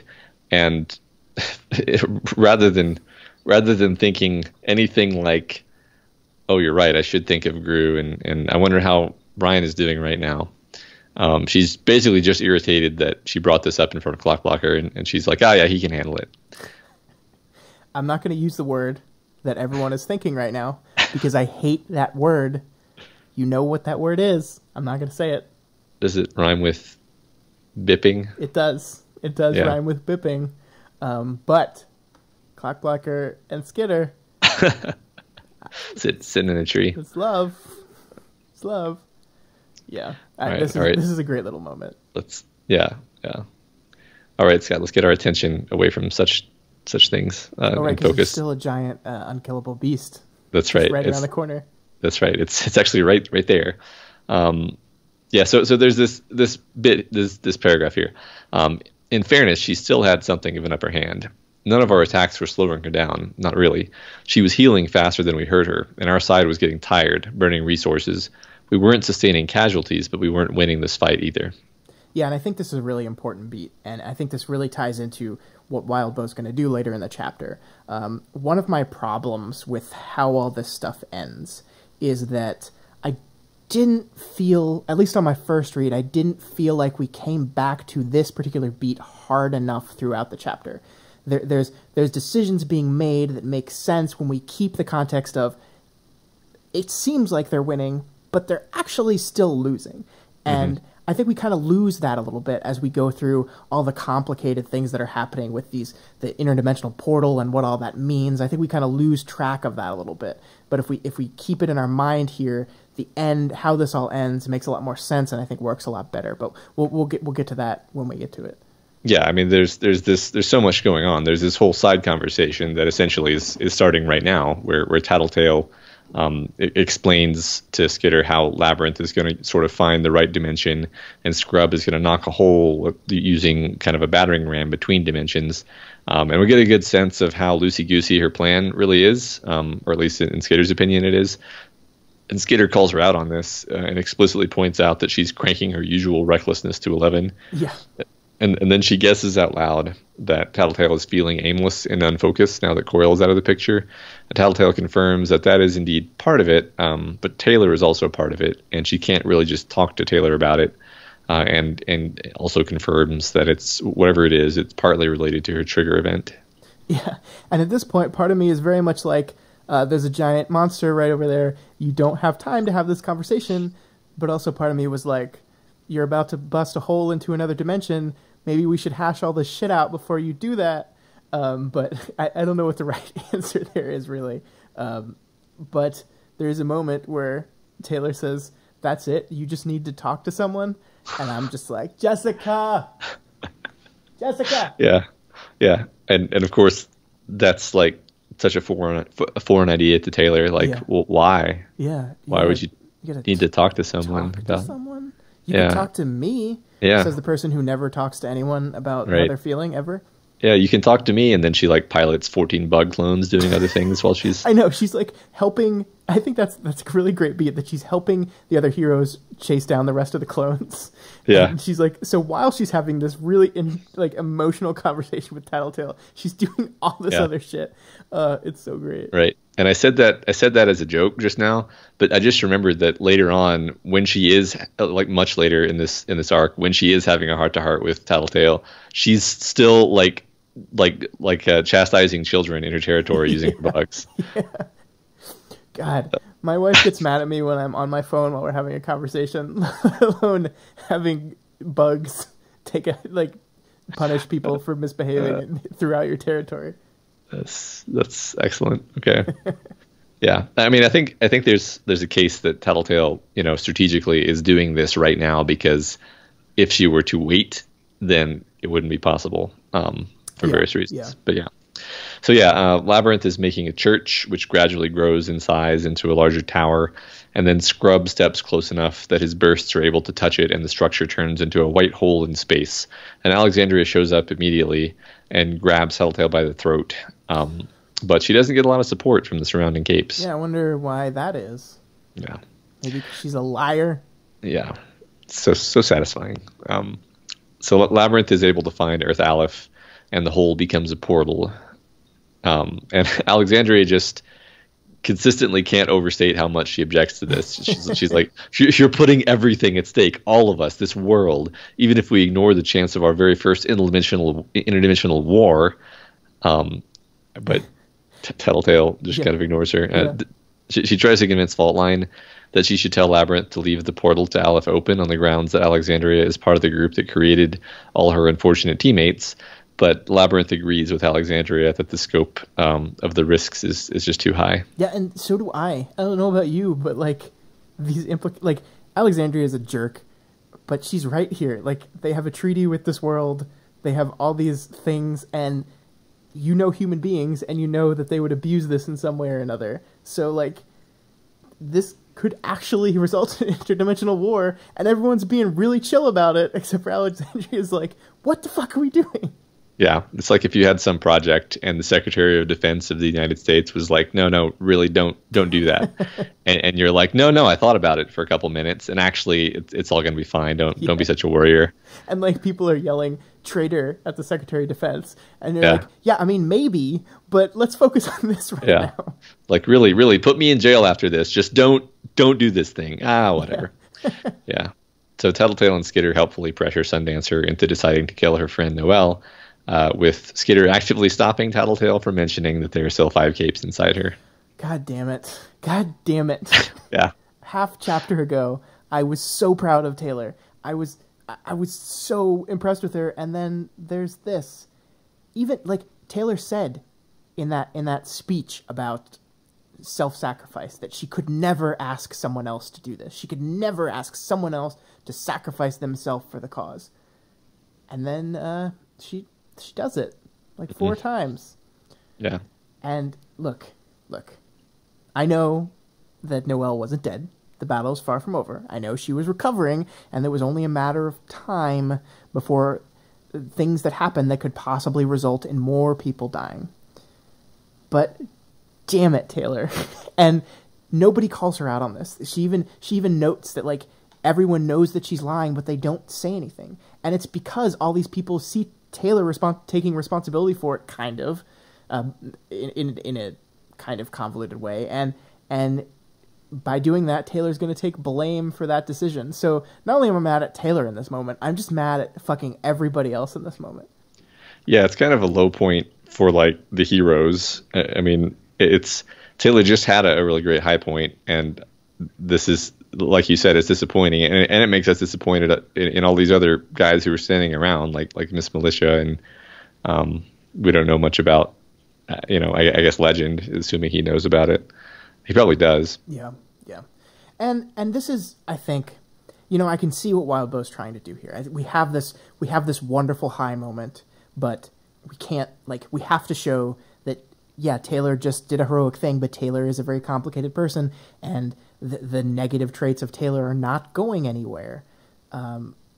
So we have this counter to that heroically sacrificing herself to non-heroically sacrificing other people.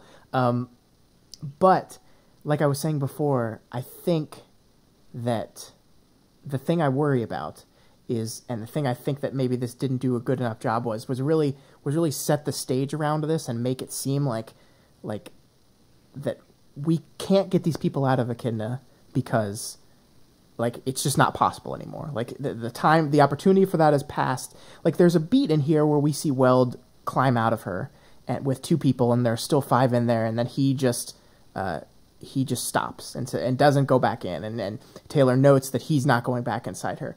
But why is he not able to do that? Is he just tired? What has happened that they can no longer cut the rest of the people out of her?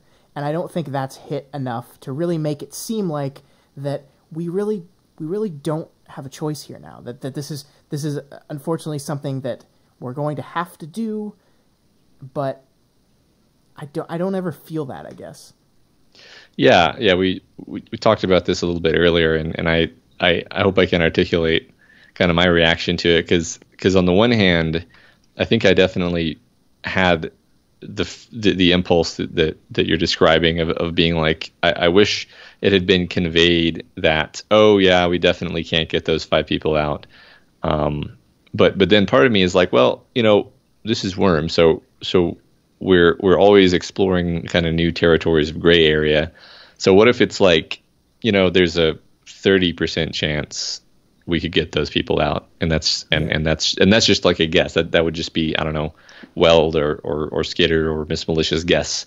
And they're like, well, okay, so that means there's a 70% chance that we can't get them out before Echidna heals again and then starts getting really aggressive, and maybe she snags Miss Militia or Chevalier, somebody really strong, and turns the tables on us again real suddenly and kills 100 people, and then we'll wish we had taken her out now. So it's this uncertainty, and it kind of throws me back to the moment where Miss Militia detonates the base, and she's like, she's aware that her decision is going to have negative consequences, and she knows that she can never be sure that the positive result that she's buying with those negative consequences is going to be worth it.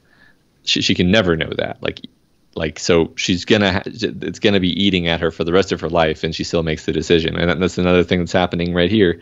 Is I don't know if Skater is as is making the decision as soberly as Miss Militia was in that moment, because Taylor does not have a good relationship with guilt and its proper psychological uses. But she is basically saying, like, along with everyone else, like, I guess the risks and the negative outcomes are bad enough that we really need to just end this now. And yeah, it sucks. Like I think it's supposed to suck. I mean, I guess that's the generous interpretation, perhaps. Yeah, and I don't know.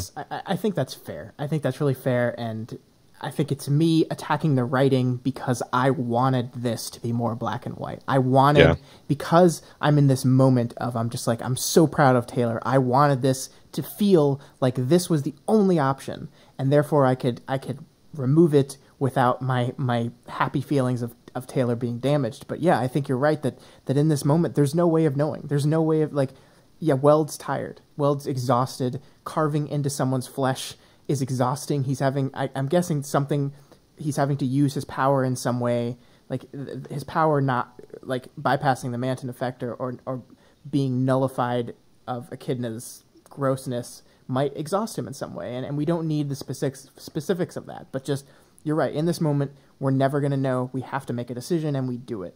Yeah. I like that. I like that the idea that it's intentionally ambiguous whether this was right or not.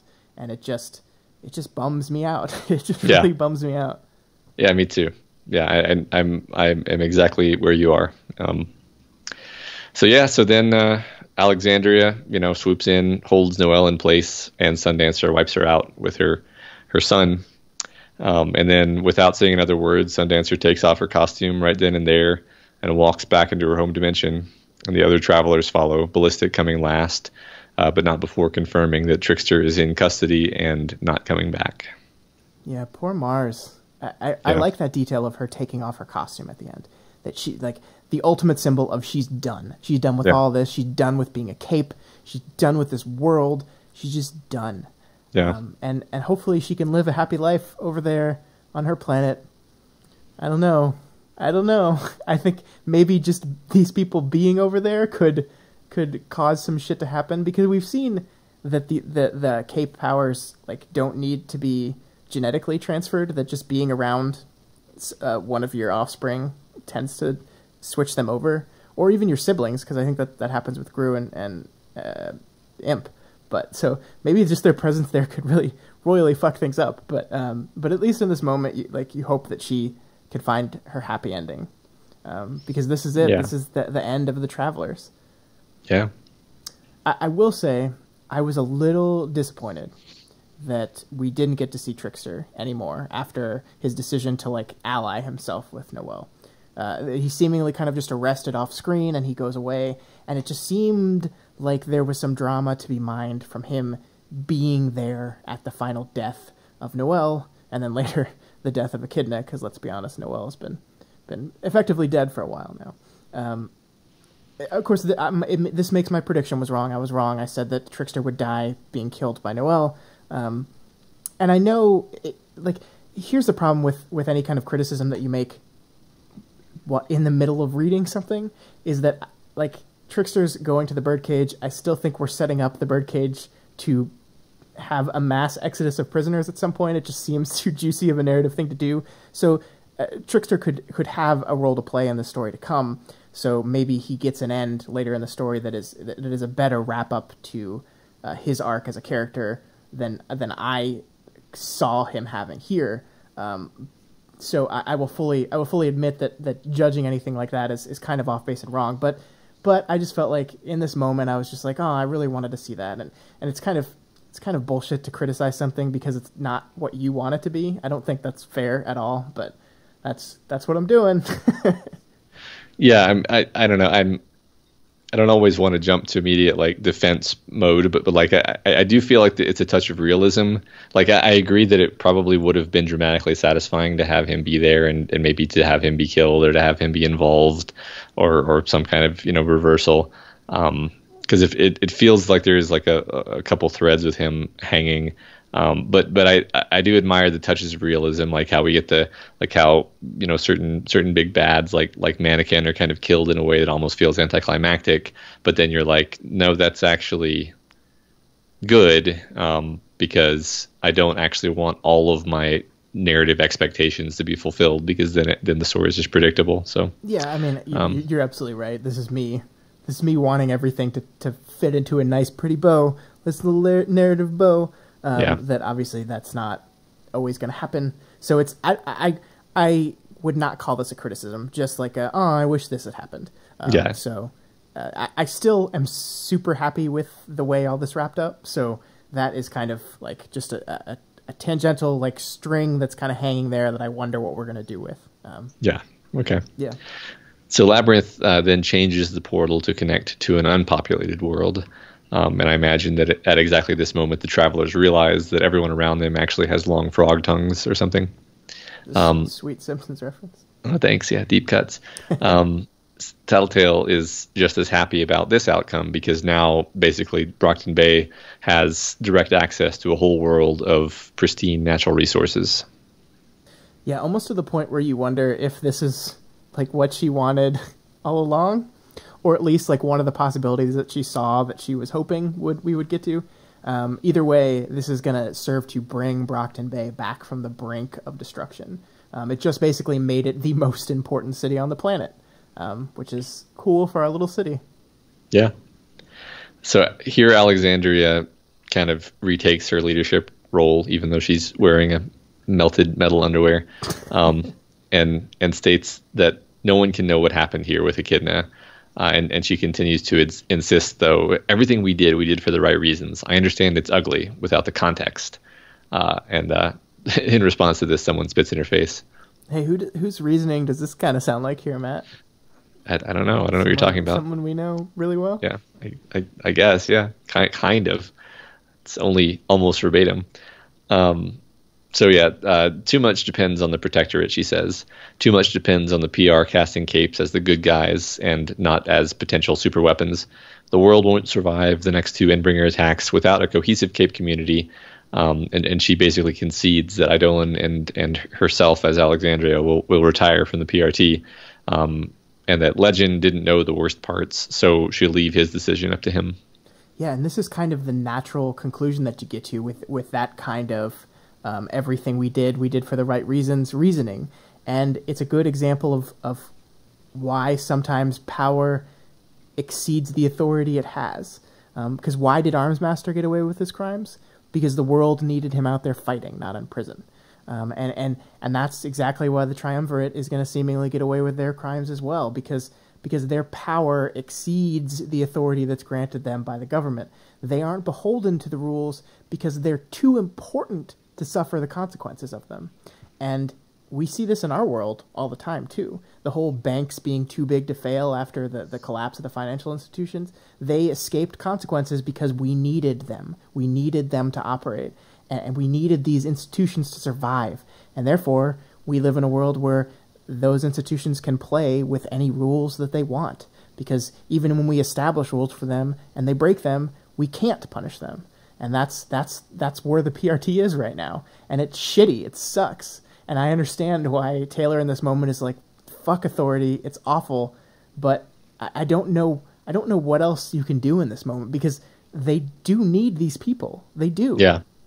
Right. I mean, Eidolon kind of opened up the whole thing, saying like, look, there's me and there's Scion, and that's pretty much all you guys have when it comes to the Endbringers. Yeah. So yeah, what are you gonna do? Put him in the birdcage for this? Yeah. So yeah, she also claims that now Cauldron will be out of reach and beyond justice. Yeah, behind the same kind of portal that Alexandria was losing her shit about moments before. Yeah, right. It's like you almost suspect that the first world that Labyrinth like felt was maybe the Cauldron World. I'm not sure if that's supposed to be implied or not. I think that by the fact that when Labyrinth says that, Skitter feels Alexandria straighten up and get uncomfortable with her bugs. I think that's exactly what that was. Yeah. That she was terrified that she just stumbled upon the Cauldron World. Yeah, I think that's probably it. So yeah, at this point, Skitter once again can't keep her mouth shut, and she steps forward and gives a little speech, asking everyone to take some time and talk things through before making any rash decisions. It's hard to tell if anybody really listens at this point, and she flies away afterward. Wow, Matt, look at Taylor here. Authority-hating Taylor. Taylor, who the moment before this speech says, "I felt numb. She was everything I despised. Authority, the institution, the self-serving people in power, the untouchable." And then she gets in front of a crowd and defends her. Not because she agrees with her, not because she likes her.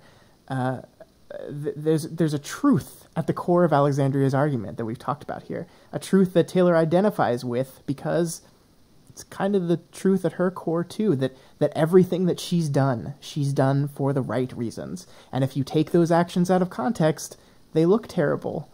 But to Taylor, they're not terrible because in context they were the right things to do. And I think that's why we see her kind of she's not totally defending, but she's saying, look, we need to think about this, because she recognizes a little bit of herself in Alexandria, I think, here. And that's interesting because that's a different side of Taylor. We've seen a Taylor that is able to see all this rationale in herself, but never able to see it in someone else. When someone else makes this exact same argument, they're like, no, you're awful, you're terrible, you're evil, you're a bully. And this is she's seeing this in someone else, I think. Yeah, she's like, hey, it's the ends justify the means argument. I love that argument. Yeah, I'm gonna defend this person. Yeah. So we cut to later on. Taylor is out of costume, hanging out on her balcony, feeding Atlas, holding the pieces of paper from Dinah, and they're open, but we don't see what's on them. I want to know what they say so bad. I know. And it does say that she'd stopped by home and checked things over with her bugs, and that her dad was there, more or less fine. But she does think to herself that she'll go home in just a little while. Yes. Please, Taylor, go back. Reach out to the Taylor side of you. Reconnect with the Taylor parts of you. Please, this is your chance. Do it. Yeah, we just had this heroic moment. It's right there. It's within your reach. Yep. And then Lisa comes over to visit, and she lets us know that she owns the land where the portal was located. Well, that's awfully convenient, isn't it, Matt? Yeah. Well, I mean, she probably arranged it that way, but yes. Yeah, I'm sure. Yeah. So then, finally, Lisa tells us about her trigger event, which it's weird, Scott. I mean, the text at this point just says Scott was right about everything. It's really strange and out of place, and so I guess I'm just going to skip over this part. Wow, did Wildbow just go in and edit after the fact? That's Yeah. No, no. Of course, she tells the story, and the story is that her family was rich and not particularly close, and her brother, a popular kid, committed suicide. And Lisa mentioned that she might have seen signs, and her family started blaming her for it. And she triggered on one of the many nights where she was fixated on how things would be different if she just knew more. Yeah, so I was right. And I'm sure that people were surprised that I made this prediction, because it was a while ago, wasn't it? Yeah. This was one of the what the hell. I got some of the details wrong. I said sister instead of brother. I wasn't thinking that the kid committed suicide. I don't think I said he probably got himself in some kind of trouble and ended up dead. I was thinking maybe he was like murdered, or he got mixed in with the wrong crowd or something. But I think suicide actually works so much better. I don't know what to say, except, I was sitting down thinking through all this stuff, and it's one of those things when you're like working through a puzzle, and suddenly you get far enough along in the puzzle that like the whole picture becomes clear, and you're just like, of course. And that's just, I think, what happened. That like I was just working through things. We had just learned, I think, about how the trigger events were related to the trauma that you had, and your powers gained were kind of related to to what happened to you. I think we had just learned Gru's trigger at the time or something, and it just made sense. It just felt so right. It was the most confident prediction I've made thus far because it just felt so right. And I'm happy that it's right because this is really, really keys into exactly who Lisa is as a person. Yeah. So yeah, this prediction and the Gru, there's going to be a second trigger event, and it's going to be Gru, where the two where me and other people were kind of blown away.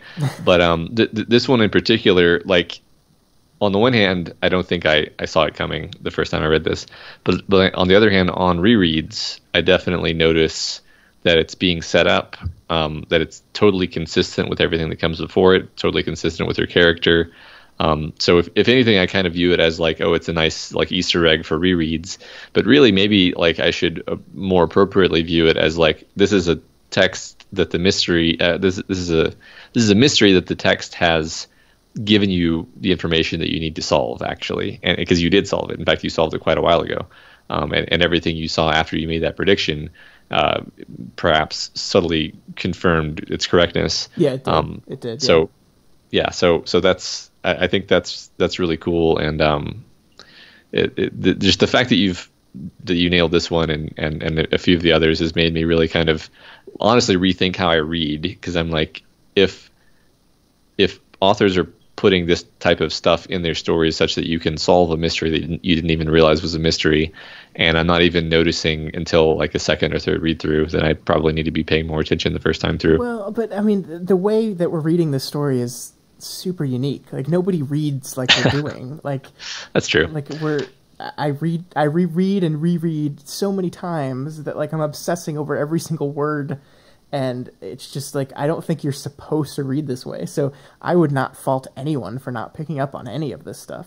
I think it's cool that it's there. I think it's a testament to the quality of the work that this stuff, that these things are laid there in the text somewhere. But are you supposed to pick up on it? I don't think so. I don't think Wildbow wrote this stuff with Lisa saying, I bet people are going to guess this before they get to the reveal. I don't think so. It's just, we're weird and we're reading this book in a way that no one else really is. Yeah, when you put it that way, I actually agree. I don't think you were intended to get it, but no. Yeah, that's cool. So yeah, to continue Lisa's story, when she got her power, her parents started trying to curry favor with her to kind of basically use her for it. So she stole a bunch of money from them and left. And when she eventually ran into Taylor, she had a read on her right away and understood that she was in a situation close to Rex's. But now that Taylor has solved her Dinah problem, she really doesn't need Lisa anymore. Oh, that's heartbreaking. Yeah. And she says, because I did what I had to do, I helped you, and I still feel like the stupid, self-obsessed little child that let her big brother die. It wasn't conscious, but maybe I felt like I needed to up the stakes, pull something dramatic, show that with all these crazy smart capes like Alexandria and Faultline around, I could still be the smartest person in the room. Yeah, and it's so sad because, like, you see here, and we know Lisa, but now we kind of understand, much of Lisa's good behavior is motivated by trying to help people who are in a cycle of despair, and much of her bad behavior is motivated by her sense of insecurity and inadequacy. Yeah. So much like Taylor, there are two sides of her trauma, and one of them makes her heroic, and the other one makes her villainous. Yeah, she's such an interesting character. Like, she puts forth this false front so effectively that you kind of forget that deep down there's this scared, damaged teenage girl under it all. And it's so funny because I guessed her trigger event correctly. So I had this information that I was pretty sure in the back of my head was correct. And still, I never really thought about how to Lisa, Skitter was her Dinah. That she was putting everything in helping this girl, in making sure this girl was safe and successful and got the things that she wanted out of this feeling of guilt. I never connected that in my head, even though I had a pretty good idea what all this behavior came from. And it's because she just puts up this smokescreen that she always seems confident. She always seems like she knows what's going on. And like, we knew that was partially bullshit. Like, we knew when we saw inside her head that she was putting forth this, but you just forget it because you're so used to seeing the calm, collected, I know everything and I'm confident in everything, Lisa. And even when I'm not confident, I play that off as a joke. Like, I'm sarcastic about it. Man. Yeah. Yeah. It kind of one of the tiniest little moments in this whole arc that still kind of jumps out to me, and it's I don't know, it's arresting to me. Is like when Noelle smashes down into Coil's base, and Tattletale she says, "Do your worst," but she's like gripping the handrail, right. And it's like she's terrified. She's absolutely terrified, and she's desperate, but she's still trying to keep this up. So yeah, really great character. Mm-hmm. So yeah, Lisa thinks maybe she'll be okay as Kingpin of Brockton Bay and owner of the Interuniversal Portal, and Taylor gives her a hug, crumpling the papers in her fists. Yeah, maybe ruling an entire city and basically owning a whole planet is finally enough for poor Lisa to feel like she is significant enough and good enough. Maybe. Right. So we leave our characters on this kind of cliffhanger, right? We're finishing a story. This is kind of the epilogue of this part of the story, and we leave. We don't know what the 2 pieces of paper that Dinah said. We don't know what's going to happen next with Taylor. What's she going to do? She's, for the first time in our story, she doesn't have a goal. She doesn't have, like, she's kind of free. And there's this sense that those 2 pieces of paper that Dinah gave her are so important, and they could possibly lead us into the next section of our story. But by the act of crumpling them, we get the feeling that at least in this moment, Taylor has chosen her friend over whatever they said. And that just makes me want to know what they said even more.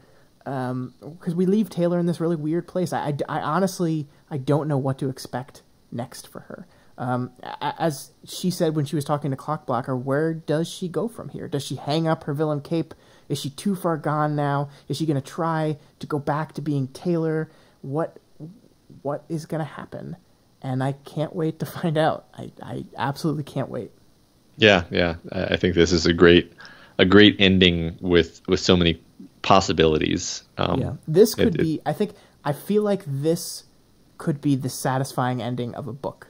If one day when Worm is published and in volumes, if a volume of the book ended here, I think people would be satisfied. And they'd want to read more, of course. They'd want the next book to come out, but it has this sense of completion to it. And yes, there's more story to be told there, but this is the end of Taylor's journey up to this point. Yeah. Very, like you said, very, very satisfying. Wish we could talk about that for longer, but we got to move on to fucking Greg. Fuck you, Greg. Yeah. So almost this whole chapter is screen excerpts from the in-world forum Parahumans Online, which is totally a thing that would exist, and I would be a user. Yeah, I'm sure we all would. There's a certain thread throughout this, and you'll have to tell me if you felt it too, but an idea that some of these people are treating the world of these capes as kind of a game, like a fun hobby to follow along with on the internet, without really understanding like the full scope of what their existence does and what they are and how terrible all this stuff is.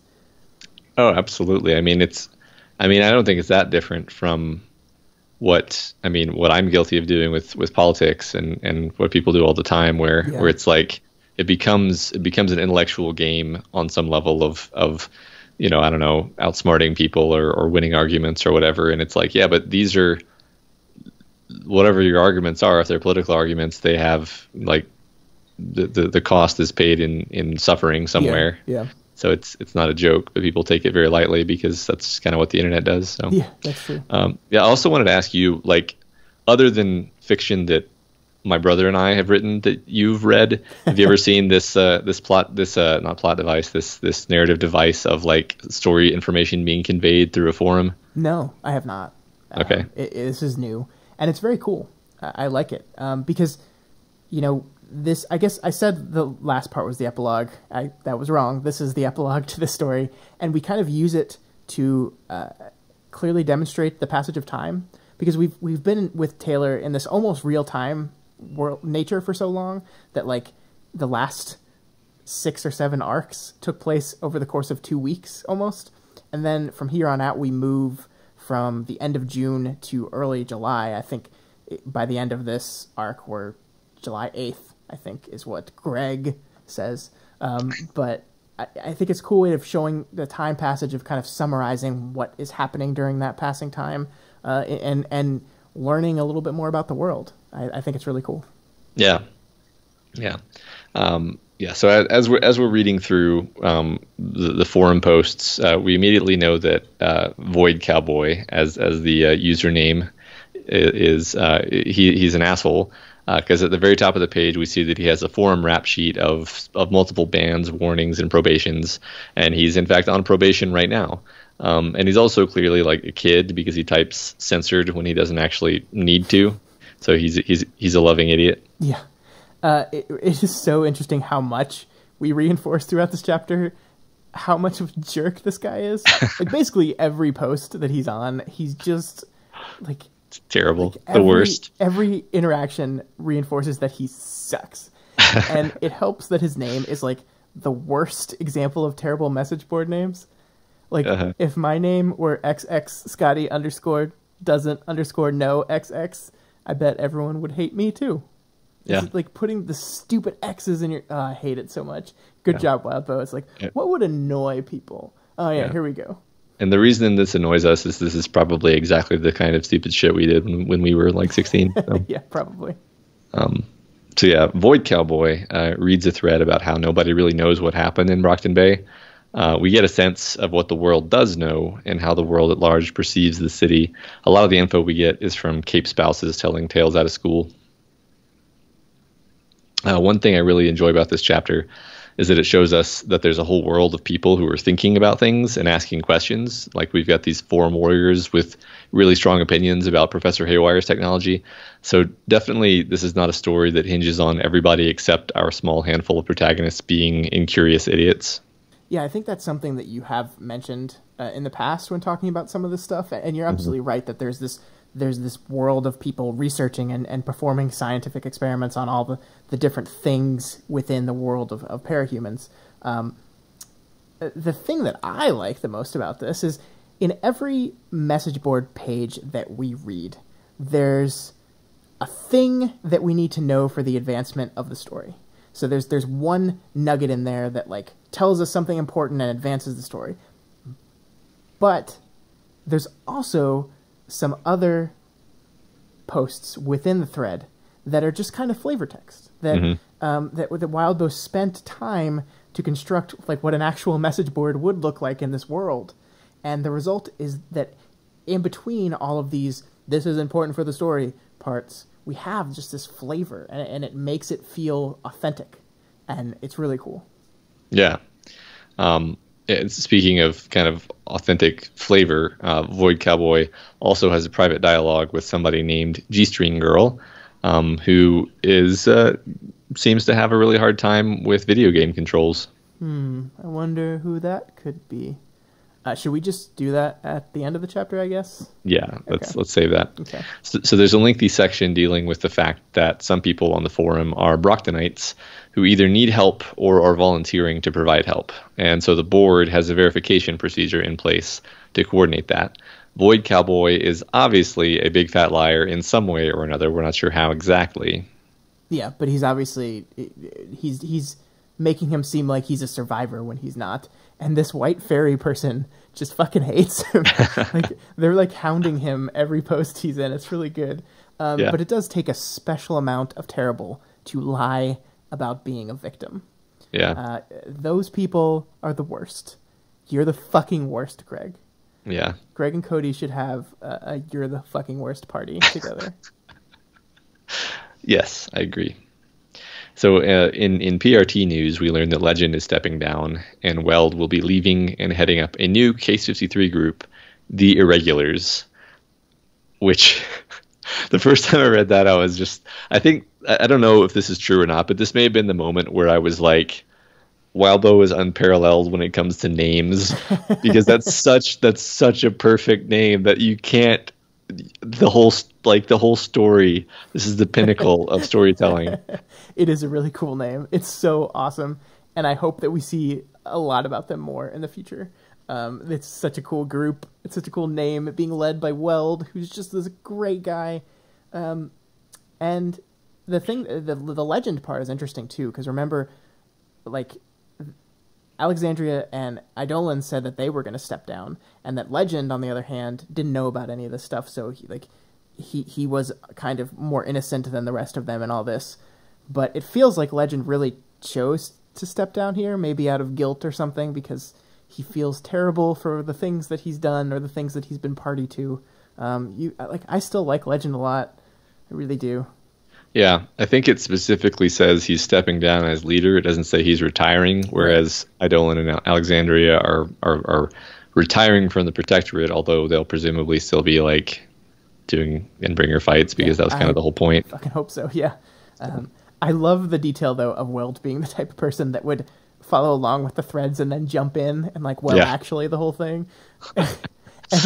And he can't help but be nice, both in person and on a message board. He's still like the nicest person. He's like, I mean, he's totally bullshitting, but he's like, yeah, we left very amicably with the Protectorate. They're helping us out. We're still going to work with them. Everything's great. Yeah. God, That's Weld is the old best. PR boy Weld, yeah. Yeah. So there's some speculation also on the board that the next Endbringer attack could be really bad. Yeah, almost as if we're setting up one of the next big events that's going to happen in Worm. I'm going to make a speculation about this later, but I'm just going to go ahead and do it now too, because, yeah, there's going to be another Endbringer attack, and it's going to be real bad, and I'm guessing it's going to be Behemoth, because that's the one we haven't seen yet, so it seems logical. Neutral response. I can see your face now. You better watch it. I know, this is... I was noticing that earlier. I was like, oh, need to work on my actual poker face. So this evolves into a discussion about the villains of Brockton Bay and their various territories, and some random person wants to be a hench person for Rachel and is then contacted by user Char. Char, eh? I wonder who that could be. I guess we'll see.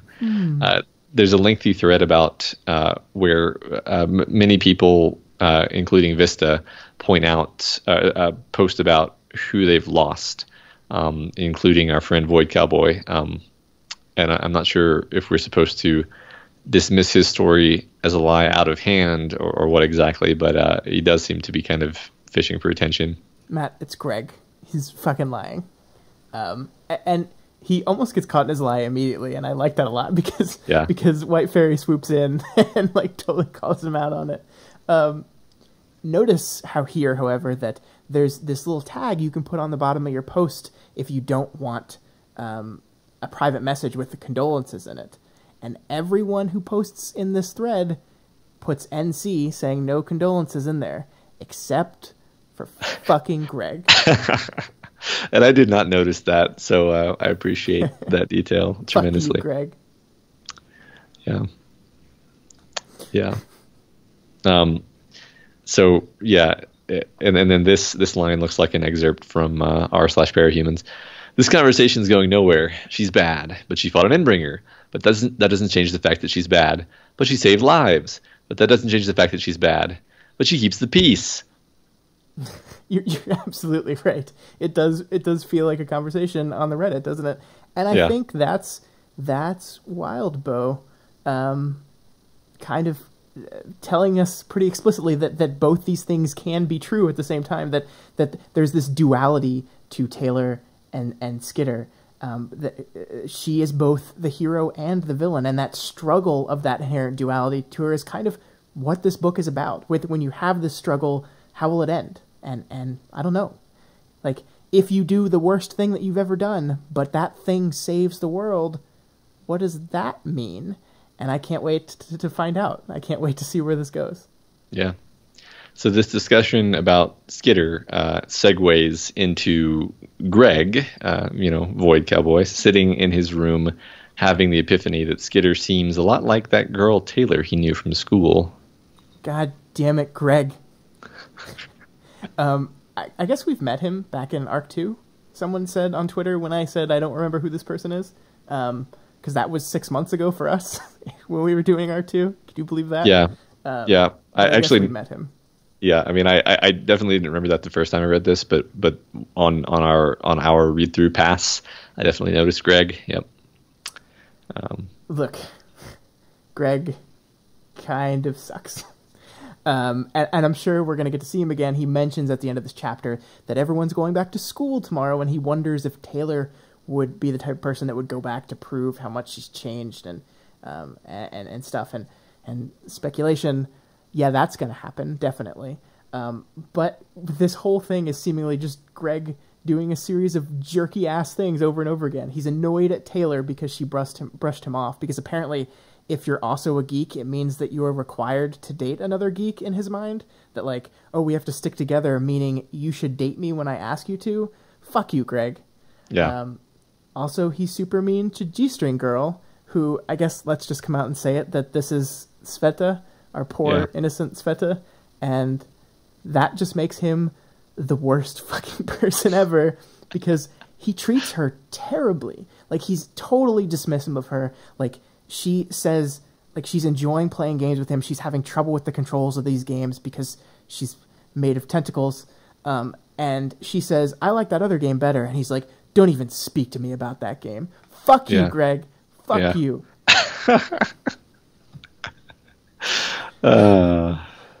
What an emotional end to a chapter, right, Matt? Surely the next interlude will be a reprieve from all these complicated and powerful emotions. Yeah. Right? We're just going to ease right in to the end of this. I mean, it's good that we're laughing now, because we have a really long way to fall just now. Yeah. I almost want to preface this with, like, how hard this was for me to write the summary for this chapter. Some pretty heinous shit has happened in this story, but this is the only chapter where I've like wanted to skip things. I've been like, I don't want to have to summarize this. This is too painful to have to like process in my brain. So anyway, I'm going to get into it. Ordinary teenager Emma Barnes argues with her dad about nothing and gets a call from her best friend Taylor. Fuck. Not only are we now in an Emma chapter, but it's an Emma origin story chapter.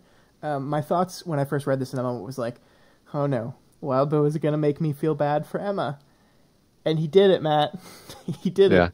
I think to echo your sentiment, I did a half-assed job of filling in my notes on this because it was so hard to talk about. And so a lot of this is going to be off-the-cuff emotional reaction from me because I didn't prep for this chapter as much as I wanted to, because going back and reading it was very hard. There's so much happening here, and there's so much emotional stuff happening between all of these characters, and you're partially devastatingly sad, you're partially fucking furious at everything. It's just some of the most emotional I've been in reading so far. Yeah, I agree. Yeah, so as Emma listens to her friend ramble on about summer camp, seemingly finally enjoying herself after months of devastation over the loss of her mother, the car rolls to a stop, and the Barneses realize they're being blocked in. ABB gang members approach the car, and without warning, pull out Emma before she can manage to dial 911. Oh no. Yep. The gang members steal her jacket and discuss selling her into sex slavery. Half delirious, she begs them not to damage her face, and this prompts them to offer one of the members of the gang basically an initiation if she'll cut up Emma's face. And he gives Emma the choice of how to have her nose, one eye, her mouth, or both ears removed or maimed, I guess. Look, I don't even know what to say here other than this is terrible. Yeah.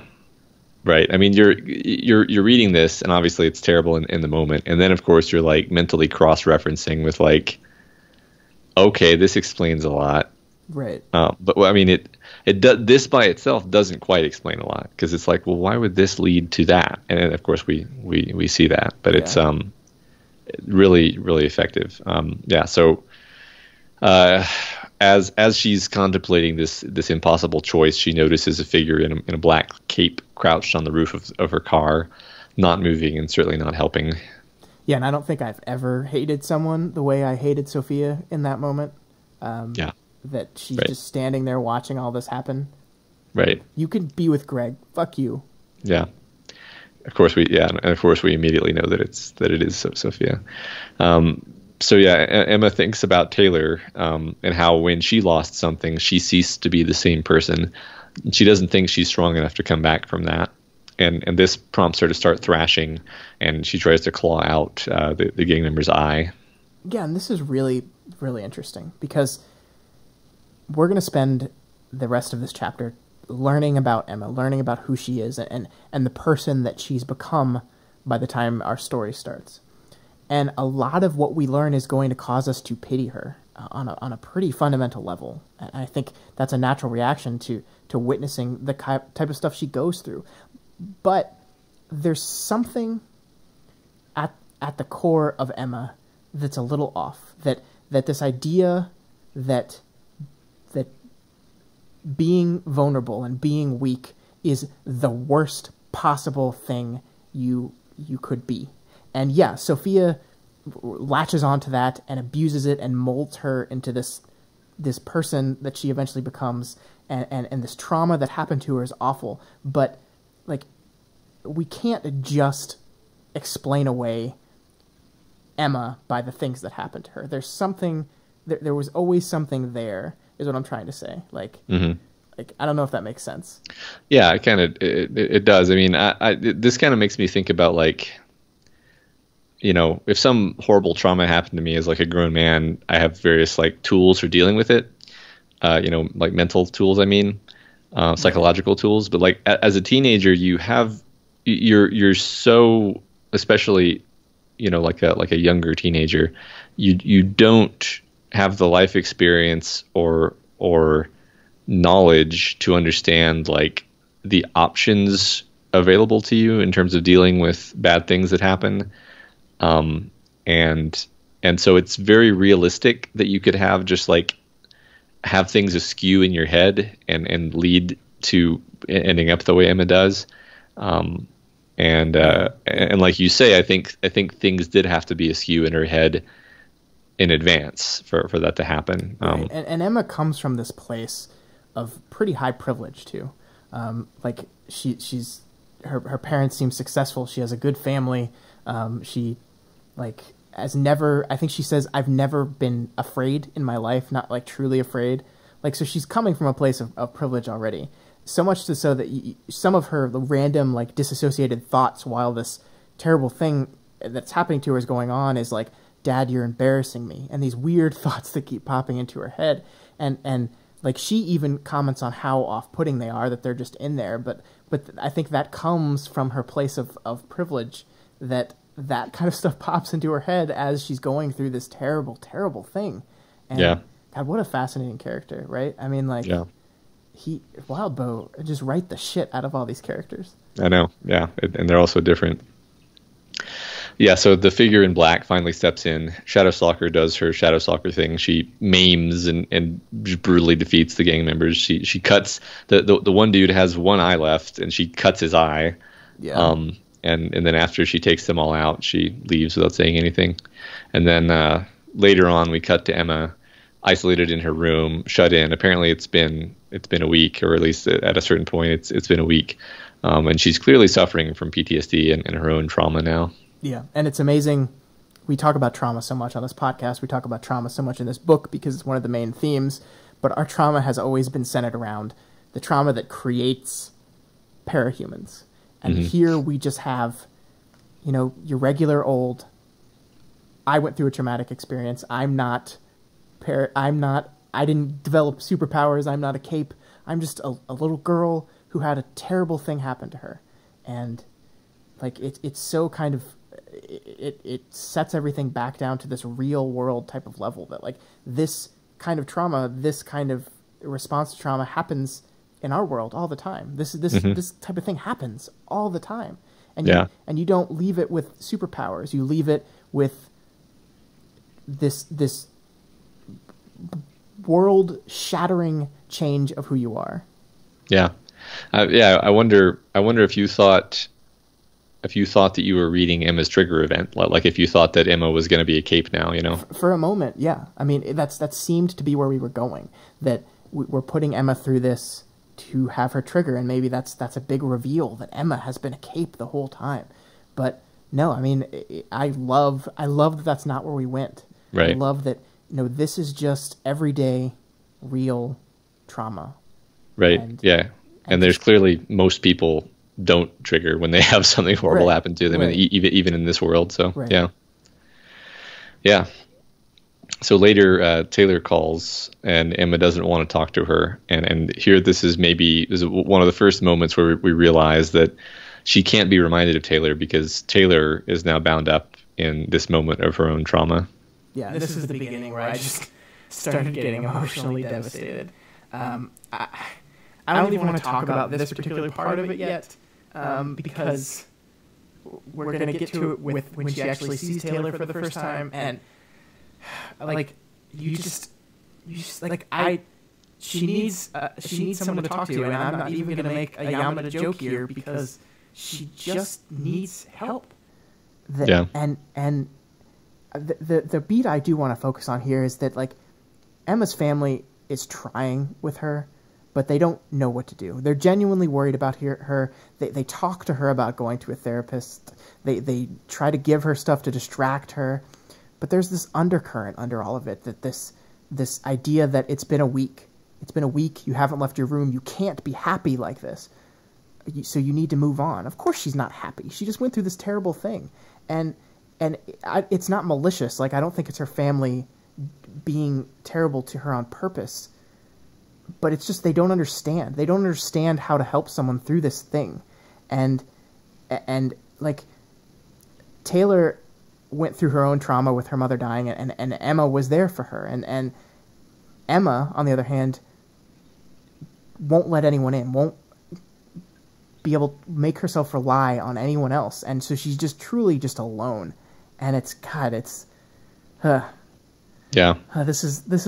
This is hard to talk about, Matt. It really is. Yeah. Let's just get through this. Yeah. So once everyone leaves the house, Emma washes herself with functional soaps, not the nice ones that her sister got her. So she's kind of hiding in a small way. Yeah. And then she rushes outside, preempting her own hesitation.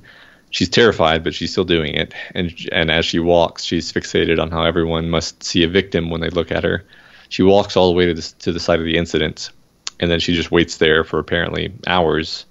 And she's thinking Emma had fought in a moment of desperation, as if fighting could make her stronger than Taylor, set her apart. Except she'd failed. It was unbearable. She hated herself. And that is the core undercurrent of everything that the Emma we know is, that she hated herself. Mm-hmm. It's been a while since we talked about bullying specifically in this book. We've moved on to bullying in the specific to bullying in the kind of abstract, but here the root of everything that happened to our main character is because of bullying by this person, and the root of that is hatred. Mm-hmm. And it's not hatred for Taylor, it's hatred for herself. But that weakness was linked to this person, so she took it out on her instead of taking it out on herself. And that's we talk about bullying in the real world so much because it's a real problem that kids go through in school, and that's the root of it, is that these kids are so unhappy and so miserable and so frustrated with who they are or what they are, that they're taking this out on other people. And it's such a real moment. We've all experienced this before, and I just right. And not to get all psychodynamic on Emma, but the hate is really covering for fear, because that's really how these things work in her case, and generally is she's terrified of ever being a victim again, of ever being in that specific, that's what PTSD does to you, is it kind of takes a specific situation and makes you feel like, oh, that's going to happen again, and that could happen again at any moment, and I need to do everything I can to make sure that situation never happens again. So she's she hates what she perceives as her own weakness and her own, her own vulnerability, and she Yeah. because she's trying to turn herself into someone to whom this could never happen again. Yeah, absolutely. Which again is driven from fear. Yeah. So Sophia appears beside her, and compliments her for having the guts to show up. And Emma realizes who this is, and Sophia says there's two ways you respond to trauma: you get stronger or you get weaker. And basically, the world is winners and losers, strong and weak, predators and prey. We've heard this from her before. It's a lens that makes it possible for Sophia to get on with her life, and she's offering it to Emma as a life preserver. So Sophia asks her, "Are you a survivor or a victim?" And says, "On this violent, brutish little planet of ours, it's the survivors who wind up the strongest ones of all." Yeah, it's a really good life philosophy to help you get through the terrible things that have happened to you, but it's also kind of bullshit, and Yeah. like it's skewed and a terrible way of looking at the world. We'll talk about that as we round out the chapter, though. Yeah, I mean, again, it's motivated by the fear of ever being the victim. Right. Yeah. But the reveal is, of course, that by trying so hard to be the predator, you're actually just making yourself the prey. Yeah. There's always a bigger fish, right? To quote the wise Qui-Gon Jinn. I can't believe you just referenced fucking Star Wars Episode 1 in a depressing chapter. I know. I'm even more depressed. Yeah, that was the worst possible thing I could have said. So later on, Sophia shows up at Emma's house, and then Taylor stops by. So this is a Taylor we don't recognize. It's an innocent, excited kid. And I have here in my notes, it's too much, because I typed that because that was just what I was thinking. I was like, it's too much. I can't do this. So I actually stopped and came back in a little bit. So Sophia and Emma drive her away, with verbal abuse. Emma tells her that she's cutting the cord, that Taylor hasn't been fun to be around for the last year, and even before that she wasn't fun to be around. Yeah, this, the Taylor we see through Emma's eyes, you're absolutely right, is not a Taylor we've ever seen before. She feels like a child. Like the way it's described, how she is walking, is bounding down the sidewalk, and that we see her just in this moment just destroy this girl, and it's so terrible. And the fact that each and every insult that Emma throws at her has a kernel of truth to it. She's not telling the truth entirely, but she's not completely lying either. That there's part of Emma that was kind of tired of Taylor being sad, which is, I think, a human response. I think, you want to be there and you want to comfort your friends, but you're not going through that thing, and eventually you just want things to go back to the way they were, even though they just won't. They never will. And that's so human, and it's just how you can be, like I said, so mad at someone and feel so bad for them at the same time. It's just every sentence is just so hard to get through. Yeah, no, I agree. It's awful. And then Sophia trips her as she leaves, and Taylor runs away, and Emma doesn't feel better, actually. Of course not. But she feels terrible. But there is a relief that this one connection to her trauma has been pushed further away. Yeah, and you just I just wanted to grab Emma and shake her and just be like, stop it. Take comfort in your friend. She will help you. She will help you through this. She genuinely cares about you. She loves you, not this bullshit one that's feeding this stupid ass philosophy into your ears. It's just I've never in my life wanted to jump into a book and just be like, stop it. Yeah. But we're powerless to do anything. Even more so, this takes place in the past. We already know the end point of this entire thing. And yeah. It's awful. That makes it even harder. Yeah, there's that dramatic irony again. Yeah, so we have kind of a series of short little snippets here. One of them, Emma and Alan drive downtown and help perform first aid on an injured Shadow Stalker. Yeah, because they owe it to Sophia because she saved them. Yeah. Fuck right. Shadow Stalker. I'm glad she's in prison. Yeah. Later, we see glimpses of Taylor's bullying from the other side, Taylor's deterioration, her gradual surrender and retreat into her affectless armor. While Emma gets more and more used to behaving this way, more and more in character, more and more convinced that the only way to really never be like Taylor is to destroy the other girl. It's reassuring. It's a confirmation that Sophia's warped philosophy is correct to see Taylor destroyed like this. Yeah, only because she's forcing it to be correct through her choices and her actions. Like, she's forcing this to be true by deciding to destroy someone. And it's like it's just like, I hate Sophia so much. Like, there's no weakness in admitting that you need help. There's nothing wrong with that. And fucking Shadow Stalker in this moment, like, and it's so hard to talk about, like, we know that Shadow Stalker went through some terrible stuff too.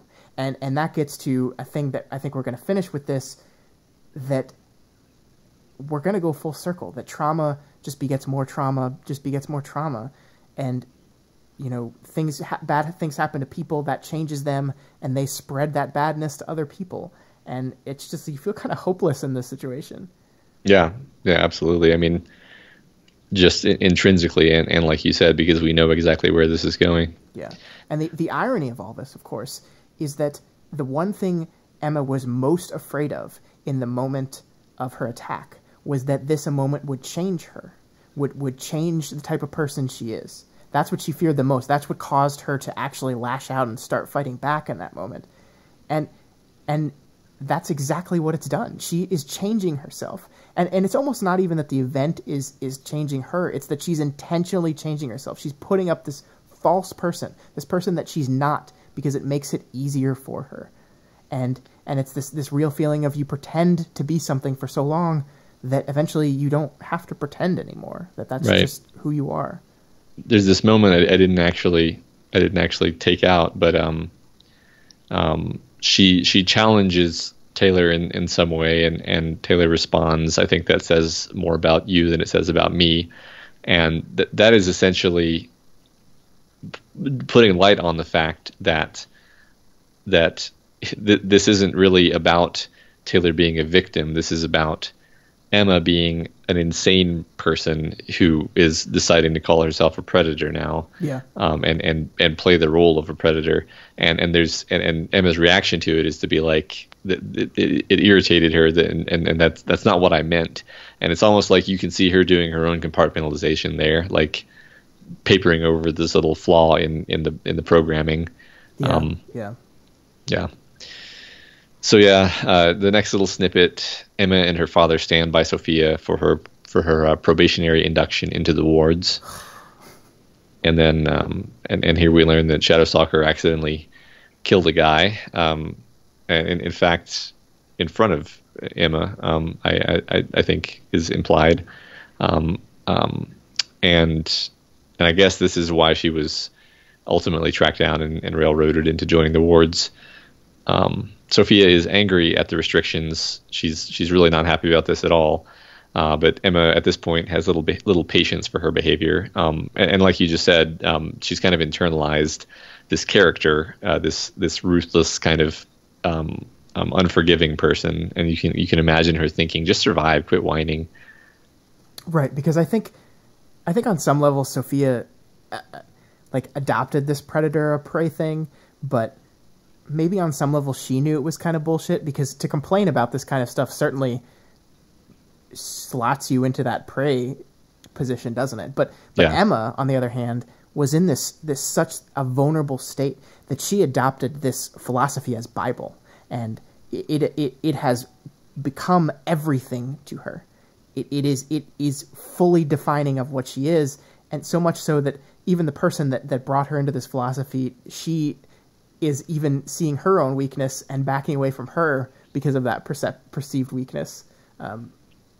Yeah. I mean, you could say that. I mean, I'm sure something bad happened to Sophia that originated this Yeah. this mentality in her, but Emma has clearly outstripped her in application. So yeah, later on we see the juice bathroom stall scene where Taylor restrains herself from killing everyone, and and Emma's thinking Taylor had become the archetypal victim. Emma mused in one sober moment as she parted ways with the other two girls, and I've found myself becoming the type of person who could genuinely laugh at something like this. Yeah, I mean, exactly what we were saying. And you see, like, throughout every single one of these moments, there's this moment where, like, the person Emma was, like, sneaks through. Like, she has a moment of realization, almost as if, like, one of the walls of her compartments breaks down and pushes logic in there, and she realizes it, and her reaction to that is so powerful, and just, like, she immediately bats it away. She has to move away from that. And she normally lashes out at Taylor in some way to deflect from that realization. And, like, it's so depressing. Like, it's this moment of, like, you can see it's there. It's right on the cusp of her, like, it's not too late, almost. Like, you see moments where it's not too late. Like, she could still come back from this. She could still turn back from this person she's becoming. But she every time that opportunity presents itself, she doubles down on the behavior because it scares her. That person terrifies her. Yeah, exactly. So finally, we skip ahead a bit more, and Emma visits Sophia in juvie. Emma tries to lay out for Sophia the sense that there's hope for the future now, and clearly we're much closer to the present now. But Sophia isn't having it. The world is ending in 2 years, so what? And Emma's really looking forward to going back to school. Actually, she's very optimistic about this new Rockton Bay where she can be an even more effective predator. Yeah, you see, like, getting thrown out of the school closing down, and, like, all this stuff happening to her kind of damaged this idea of herself in her mind, and the idea of go back to school, and the power hierarchy resetting itself with her naturally at the top of it is reassuring to her, because that's what she needs. She needs to be at the top of that power list. So, of course, this is what makes me think Taylor's going to go to school, guys, because there's too much here. There's too much richness for Taylor for that not to happen. There's a reason we're going through this right now, and it's like it's delicious. Like, as sad as I am here, I cannot wait to see these two characters interact with each other again. Yeah, totally. Yeah, so now Sophia is a wet blanket, not a predator, but a whiner and prey, essentially. She always was. That's what she always was. Yeah. So then later on, the Barnes family is driving around Brockton Bay, and Emma asks her dad to drive by Taylor's house due to some impulse she can't quite place. And we see that indeed Taylor did go back to her dad, and they're just hanging out. They're laughing. They're working on something. Taylor somehow immediately notices them as soon as the car slows down. It's an entirely different Taylor that she's seeing, and she realizes Taylor stayed. Taylor has grown. Taylor is the survivor. Yeah, she is. She absolutely is. And Matt, there's so much to process here, and like we said, I struggled a lot with the notes in this chapter and what to say, because there's so much going on. But I think that the core of it is that trauma cycle that I mentioned earlier, that trauma just begets more trauma, and we just, bad things happen to us, so we do bad things to other people, and this just keeps going and going and going. And, you know, if you look at Emma and you look at Taylor and what the difference between these two people are, well, one of the major things is one of them has power and has real, actual power, and the ability to use that power to strike back against the things that have traumatized her, where the other, in Emma, is truly powerless in this world. And that's the thing that scares her the most. But I just, like, I hate her so much. And, like, it's amazing in a chapter that spends the entire runtime like getting you to understand her and pity her. And I do understand her. I do understand Emma. I do pity Emma. But you can still hate her. Like, you can still hate the person that she has become. And I think by the end of this section, we've gotten there to where Emma has fully become the person that she's been trying to become. So like there's a tendency, I think, to think about this moment and say, maybe like she will have some kind of realization here and walk back her behaviors. Maybe she will become a better person after seeing what's happened with Taylor. That's not going to happen. If anything, Taylor being strong is going to enrage her in a way that it has never happened before. So I like, we're going to see some shit go down, I think, in the next arc. And I can't wait to see it. And I love that Wild Bow is like, this whole section is fantastically written. Absolutely. But the idea that you can make someone hate someone while simultaneously pitying them is really hard to pull off. It really is. Yeah. And he does it. He really does it. And this has been really hard to talk about. I'm going to stop talking now because I want to move on, but this was fantastic. It was emotional. It was difficult. It was hard to read. It's hard to talk about, but I think it's important. Yeah, I mean, I think this in one specific sense, this may be the best writing in the story. And what I mean by that is every great writer has to be a great psychologist. Like you have to have such a developed like theory of mind, theories of human psychology that you could slip in all these different people's minds, a very wide variety of people, and have it be convincing and feel authentic. And here's the thing: is I never before reading this Emma chapter, I never really understood like why a person becomes like this. And everyone has met just like a really vicious, garbage human being bully. Who really did behave this way. Like, I'm sure everyone has met this person at some point, like someone who seemed to take pleasure in hurting people. And I've never understood how you get that way.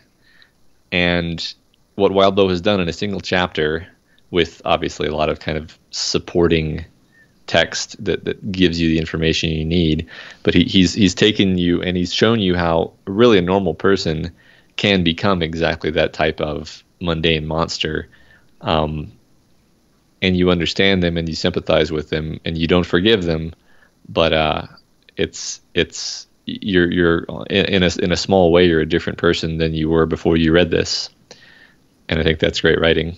Yeah, I couldn't have said it better myself. Absolutely. All right, well, so let's get out of this. We made it, so let's play some fun. Let's play the name game, Scott. Yay! Hooray! So yeah, we already talked about. So Apocrypha is perfect because Apocrypha is made up history, which is in contrast to the Library of Alexandria, which is real history. Yeah. Ignis Fatuus, perhaps, I'm not sure, but a long time since I took Latin, is a will of the wisp. It's illusory fire. Compare with Eidolon, which we haven't actually talked about, but an Eidolon can either be a specter or phantom, but it can also be an idealized person or thing. And I think you could make a case that that's another, like, the name means both things in a certain sense. Yeah, sure. And then there's a million Parahumans Online users that we didn't call out, except G-String Girl is Sveta, because she is a girl who looks like a G-string, I guess. Yeah. Well, the G for Garrote, and then that's true. She hangs out on a pole, right? Yeah. So and she's made of strings also. Yeah. So. And then of course I don't think we said, but Char is Charlotte, who works for Skitter. I didn't see any other ones. Like there's tags at the bottom that help out a lot in understanding who these guys are, but I didn't see any other ones. Is it true that Wild Bow used some of the names of frequent like commenters on the story in kind of to name some of the posters? That sounds familiar. Yeah. I think that is true. Yeah. Yeah, I forgot about that. There we go. All right. All right, 19. Scott, walk us through your speculations. All right, we got a lot here Good. today. I'm trying to up the energy again after we got past that arc. Yeah. Let's be happy again. Yeah. Because I got some stuff right and some stuff wrong. So there was one that I made way back, like when we first started doing the speculations point, that Taylor's break with Emma is parahumans related. We marked that yes at the time because it seemed that Sophia was one of the instrumental parts of Emma's sudden hatred towards Taylor. We know that that's not entirely the truth anymore, and I'm curious what your opinion on this, if we should mark this to wrong, because I don't think this is really the intent of what I was saying at the time, that yeah, I mean, Sophia was involved, but like it's really what Emma went through and the things that happened to Emma that caused this thing to happen. So it feels like it wasn't specifically, like if she had been mugged by a parahuman, then maybe we could say that, but I this feels wrong to me now. So yeah, I in my head, ever since you said that, I was counting it as right simply because there was indeed a parahuman at the scene. I mean, I thought you made that before you even knew Sophia was a cape. Yeah, I think we marked that correct because we learned Sophia was a cape and good friends with Emma. Okay. Well, I'm inclined to give you credit on that one, but okay. I mean, if people want to argue, I guess, but I think you're. I mean, there's a parahuman there, and then there you go. Number 2 was Lisa's trigger event, which of course we're gonna mark correct. Like I said, I got some of the details wrong, but I think I was close enough there to give myself credit for that. Oh, sure. Number 3 was that Trickster will end up dead at the end of this section and killed by Noelle. Obviously, I was wrong about that. Trickster is in the birdcage, and Noelle is dead and did not kill Trickster. So there, I was wrong. Really seemed like we were setting that up, but there we go. Number 4 is that Weld is going to leave the wards. I was right. I didn't say where he was going to go. I left that vague part off. But yeah, he did leave the wards. He's in the Irregulars, which is still the best name ever. Yeah. So that one was correct. So we had 4 this time. Almost as if like we're at the end of a big part of the story. And we had a lot of things revealed. Yeah, I wonder if you were expecting him to leave the ward so soon after you made that prediction. I don't think I was. I think it was going to be a long road towards that.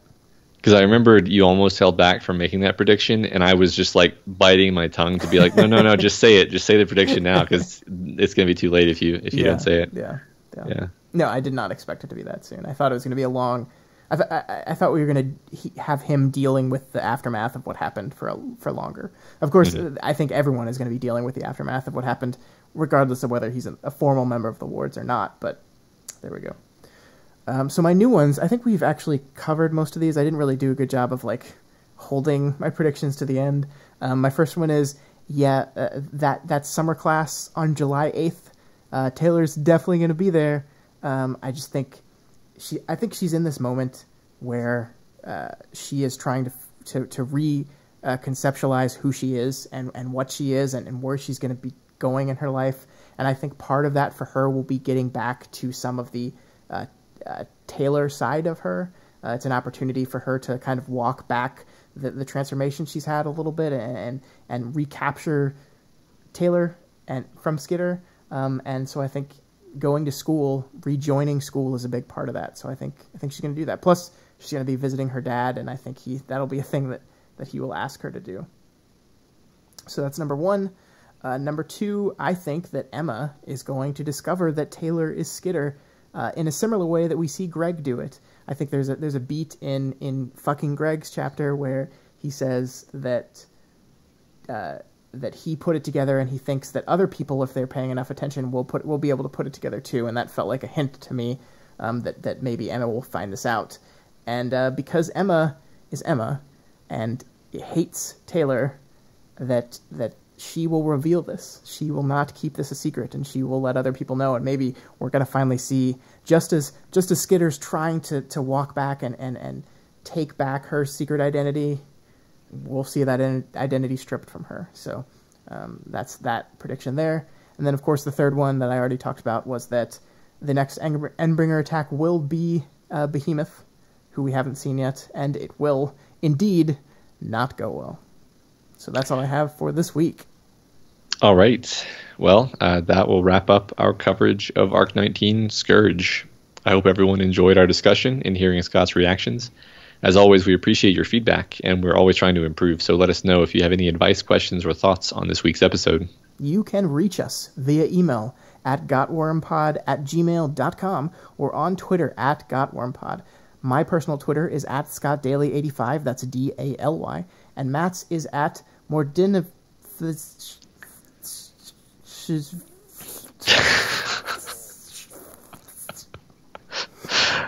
good. If you're not already subscribed to We've Got Worm, we strongly recommend you do so and never miss an episode. You can find us on iTunes, Stitcher, YouTube, Google Play, and pretty much anywhere else in the world you can listen to podcasts. And as always, you can find this, all the other podcasts we do, and all of our writing, essays, film, and TV criticism, and more at dailyplanetfilms.com. This week, we are introducing a brand new podcast series on the main Daily Planet feed. Matt, what is this new show all about? This show will be named So-Called Writers, and it's a continuation of a very long-running project by me and friend to the pod, Michael. Every week, Michael and I, and anybody else who wants to participate, will write a timed 30-minute short story based on a randomly generated 3-word prompt. And then on the podcast, Michael and I will talk about what we wrote and possibly what you guys wrote if we get submissions. We'll see how that all works out. If you guys want to participate, the words for this week are Gland Employee Minute. Those are some interesting words. And yeah, that sounds really interesting, Matt. I will probably come on the show at some point and participate as well. We're starting to have a lot of shows on that Daily Planet feed. I'm very happy with how that's going. Yeah, that's right, Scott. But if you want to see even more, we have a Patreon page, patreon.com/dailyplanetfilms. If you like what we do here and want to make sure we keep doing more, consider donating $1 a month or whatever else you can afford. Special thanks to new Planeteer at the $5 level, Benjamin S., new Captain Planet at the $10 level, Marcus, who upped his donation this week to fall into this new category. New Kryptonian at the $20 level, Amy L. Sorry, I don't know how that happened in my brain. And lastly, special thanks to Lupin X, who with their $45 donation is now just literally Superman. So if you haven't noticed by all that nonsense that Matt just said, we have redone some of our Patreon donation tiers, making them less boring. They're really just like producer, associate producer, executive producer, which are really... Let's be honest, guys. They're just nonsense words that don't mean anything. So we adjusted those and made them a little bit more in theme. I like the new categories a lot. I think they turned out really good. We've also adjusted some of our rewards, which we included adding a Discord server for everyone that pledges at least $1. So if you pledge to the Daily Planet, you get access to our Discord server. There's a lot of great discussions going on there, including some right now, and it's been really fun so far. There's a lot of people talking about anime, man. There's a lot of anime. But more changes are coming to the Patreon as well. It's really never been a better time to pledge. Thank you for everyone that's done it. Let's keep this going. That's right. And also, speaking of Patreon, please make sure you stop by Waldo's page and toss some money there, because he's the guy who makes this whole thing possible. And if you can't spare any extra cash at the moment, that is absolutely fine. There are still so many ways you can help us out. Perhaps you can augment your voice with some sort of crazy wind power and go around screaming "We've got word" everywhere. Or you can just rate and review us on iTunes. This week's Spotlight review comes from Richard McCrae from Canada. That name sounds really familiar. Can't quite put my finger on... Oh, well. Richard gives us 5 stars and says, "I can't say enough about Matt and Scott's thorough and compelling analysis. I'm reaching new heights of admiration for Worm's complexity and the innumerable levels on which it functions as I get to see it through other people's eyes. Like a little real-life interlude. I wasn't going to appreciate the world-building, lack of cheesy exposition, or narrative economy, still not sure what that means, without their expertise and insight. I've been aware for a long time that Wildo has done something really, really cool and fun. Now, Matt and Scott's great work has shown me that Worm is really the product of a genius, working unfathomably hard at exactly the thing that they're supposed to be doing. This is such a great way to re-experience something that I enjoyed so thoroughly. It's so fist-pumpingly, to steal a word from Matt. I love it, to steal a phrase from Scott. Richard, thank you so much for your kind words, and don't worry, your secret identity is safe with me. Man, Matt, it's so crazy that Wildbow's brother would just give us a positive review like that. Yeah, I know, man. Oh, oops. And I will define terms such as narrative economy better in the future. So all right, that's it for us this week. Next week, we're doing another mailbag where we'll feature an interview with Rain. Yeah, that's the big surprise announcement. Yeah, that's right. That's what you've been listening through all of this to hear. We hope not. We'll be interviewing Rain, the guy who organized the Worm audiobook project and was the voice actor for many of the chapters. We had a great time talking to Rain, and we covered some very interesting topics. We hope you'll check it out and tell your friends. Remember to get your mailbag questions in this week. We can't wait to answer them all next time on We've Got Worm. Bye-bye. Whew. Shit. Our outro is getting long. It is. I wish there was something we could do about that, but I don't know what else to do. Yeah. Well, this week it was especially long as we announced like 3 extra things, but that's true. Yeah. That's true. Hey, everybody, is there anyone still listening? It looks like there are. I said I'll define them next time it comes up. Next time. This is fun. Yeah. This is fun. Yeah. I'm not going to lie, there were a couple times where I saw someone say something in chat and read it and laughed to myself. Yeah, completely derailed. Yeah, it is pretty impossible to both read the chat and like have an engaging radio voice, unfortunately. Yeah. It's going to be interesting when we do the book club, which I guess, Matt, we have to decide when we're going to do that. Yeah. So you're busy Tuesday. I'm busy Wednesday. Okay. I'll probably, me and Michael are going to do the so-called writers on Wednesday anyway. Okay. So maybe Friday? Yeah, I think Friday's fine. Yeah, okay. We'll send a message out tomorrow then. Guys, in the chat, thank you. That was fun. And I think this is going to be something that we start doing every week now. We'll probably do a better job of announcing it next time. This was really just, hey, let's do this and see how it goes type thing. So if you missed part of it or didn't know about it, that's our bad. We were just really just trying it out. We're probably never going to work audience interaction into the actual recording just because this is still primarily a podcast show.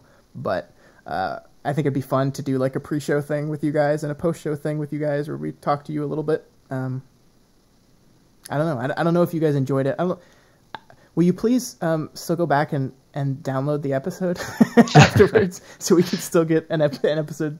That's my biggest fear, is everyone just starts listening live and then we lose we see our downloads dip.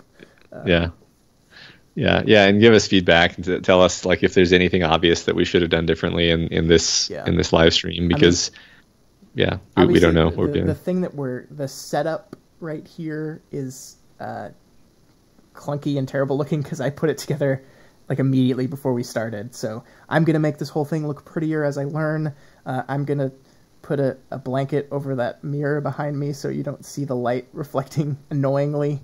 There's other stuff we have to do, but it was really our first time being on camera.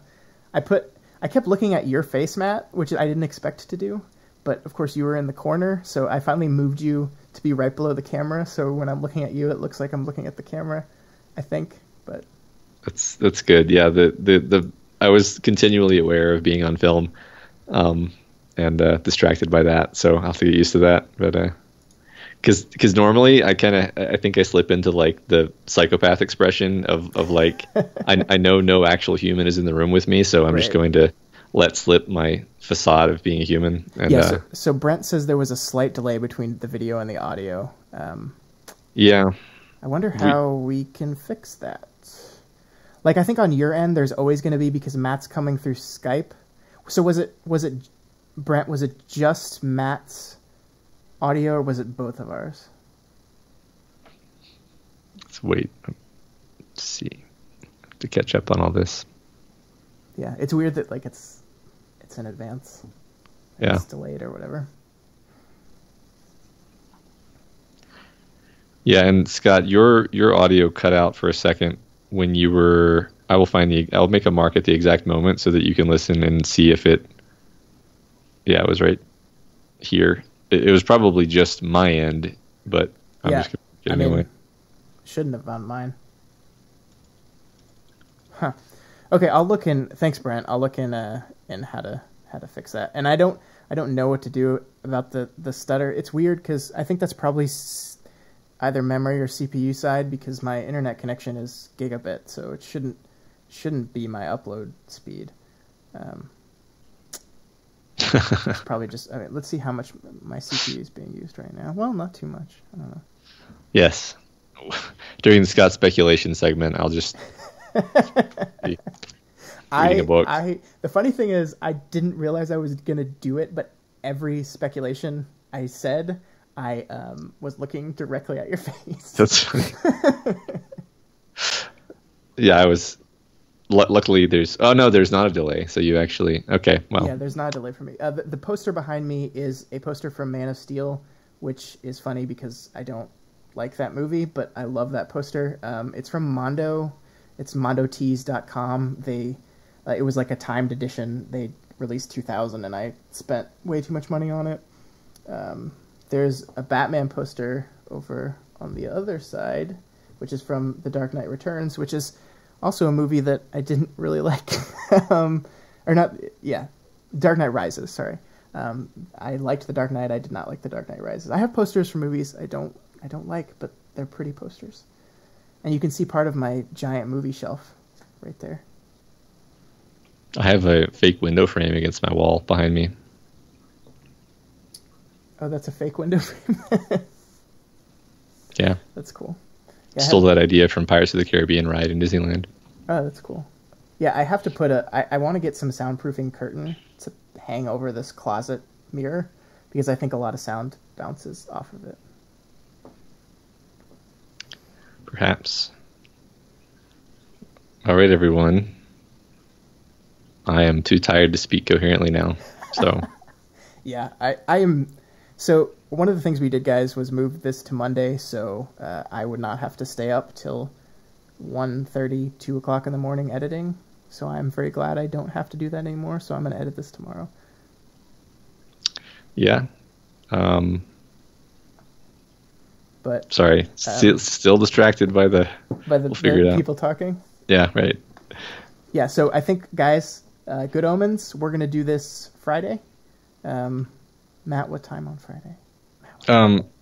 Well, 8:30 Mountain Time is when I'm always like guaranteed to be free. Okay. But that, I mean, yeah, that's because I have no plans on a Friday night because it's my life. Yeah, I mean, this is my plans. So. It's our job. Yeah. Yeah. Oh, I forgot to. We've been recording this whole time. Oops. Turn that off. Bonus material. Yeah, I think so with Good Omens, we've never done this before. So I mean, we've talked about books before, but we've never done it like this before. So this is going to be a learning experience for all of us. So I hope you guys will be very patient with us as we figure this stuff out. My goal is to have like PowerPoint slides ready. Haven't done those yet. We've read the book, but that's something. So I hope it turns out well. We'll see. I don't expect a lot of you guys to probably be able to turn out for the first one, but we are. If you can't make it for some reason, we are going to still release this on the Daily Planet podcast feed, just like anything else. So we're just like this. We're just going to have the audio that we release, but we hope to like have a reason for the visual, like not just looking at our faces for an hour and a half. I don't know. Yeah, I think a PowerPoint would help structure the discussion too, because it's not going to be like we've got one room where we bore through the details of stuff. It's going to be much more high level because we're going to be doing the whole book in a single sitting and probably really just pick out specific things that we want to talk about. Yeah. Yeah. Yeah.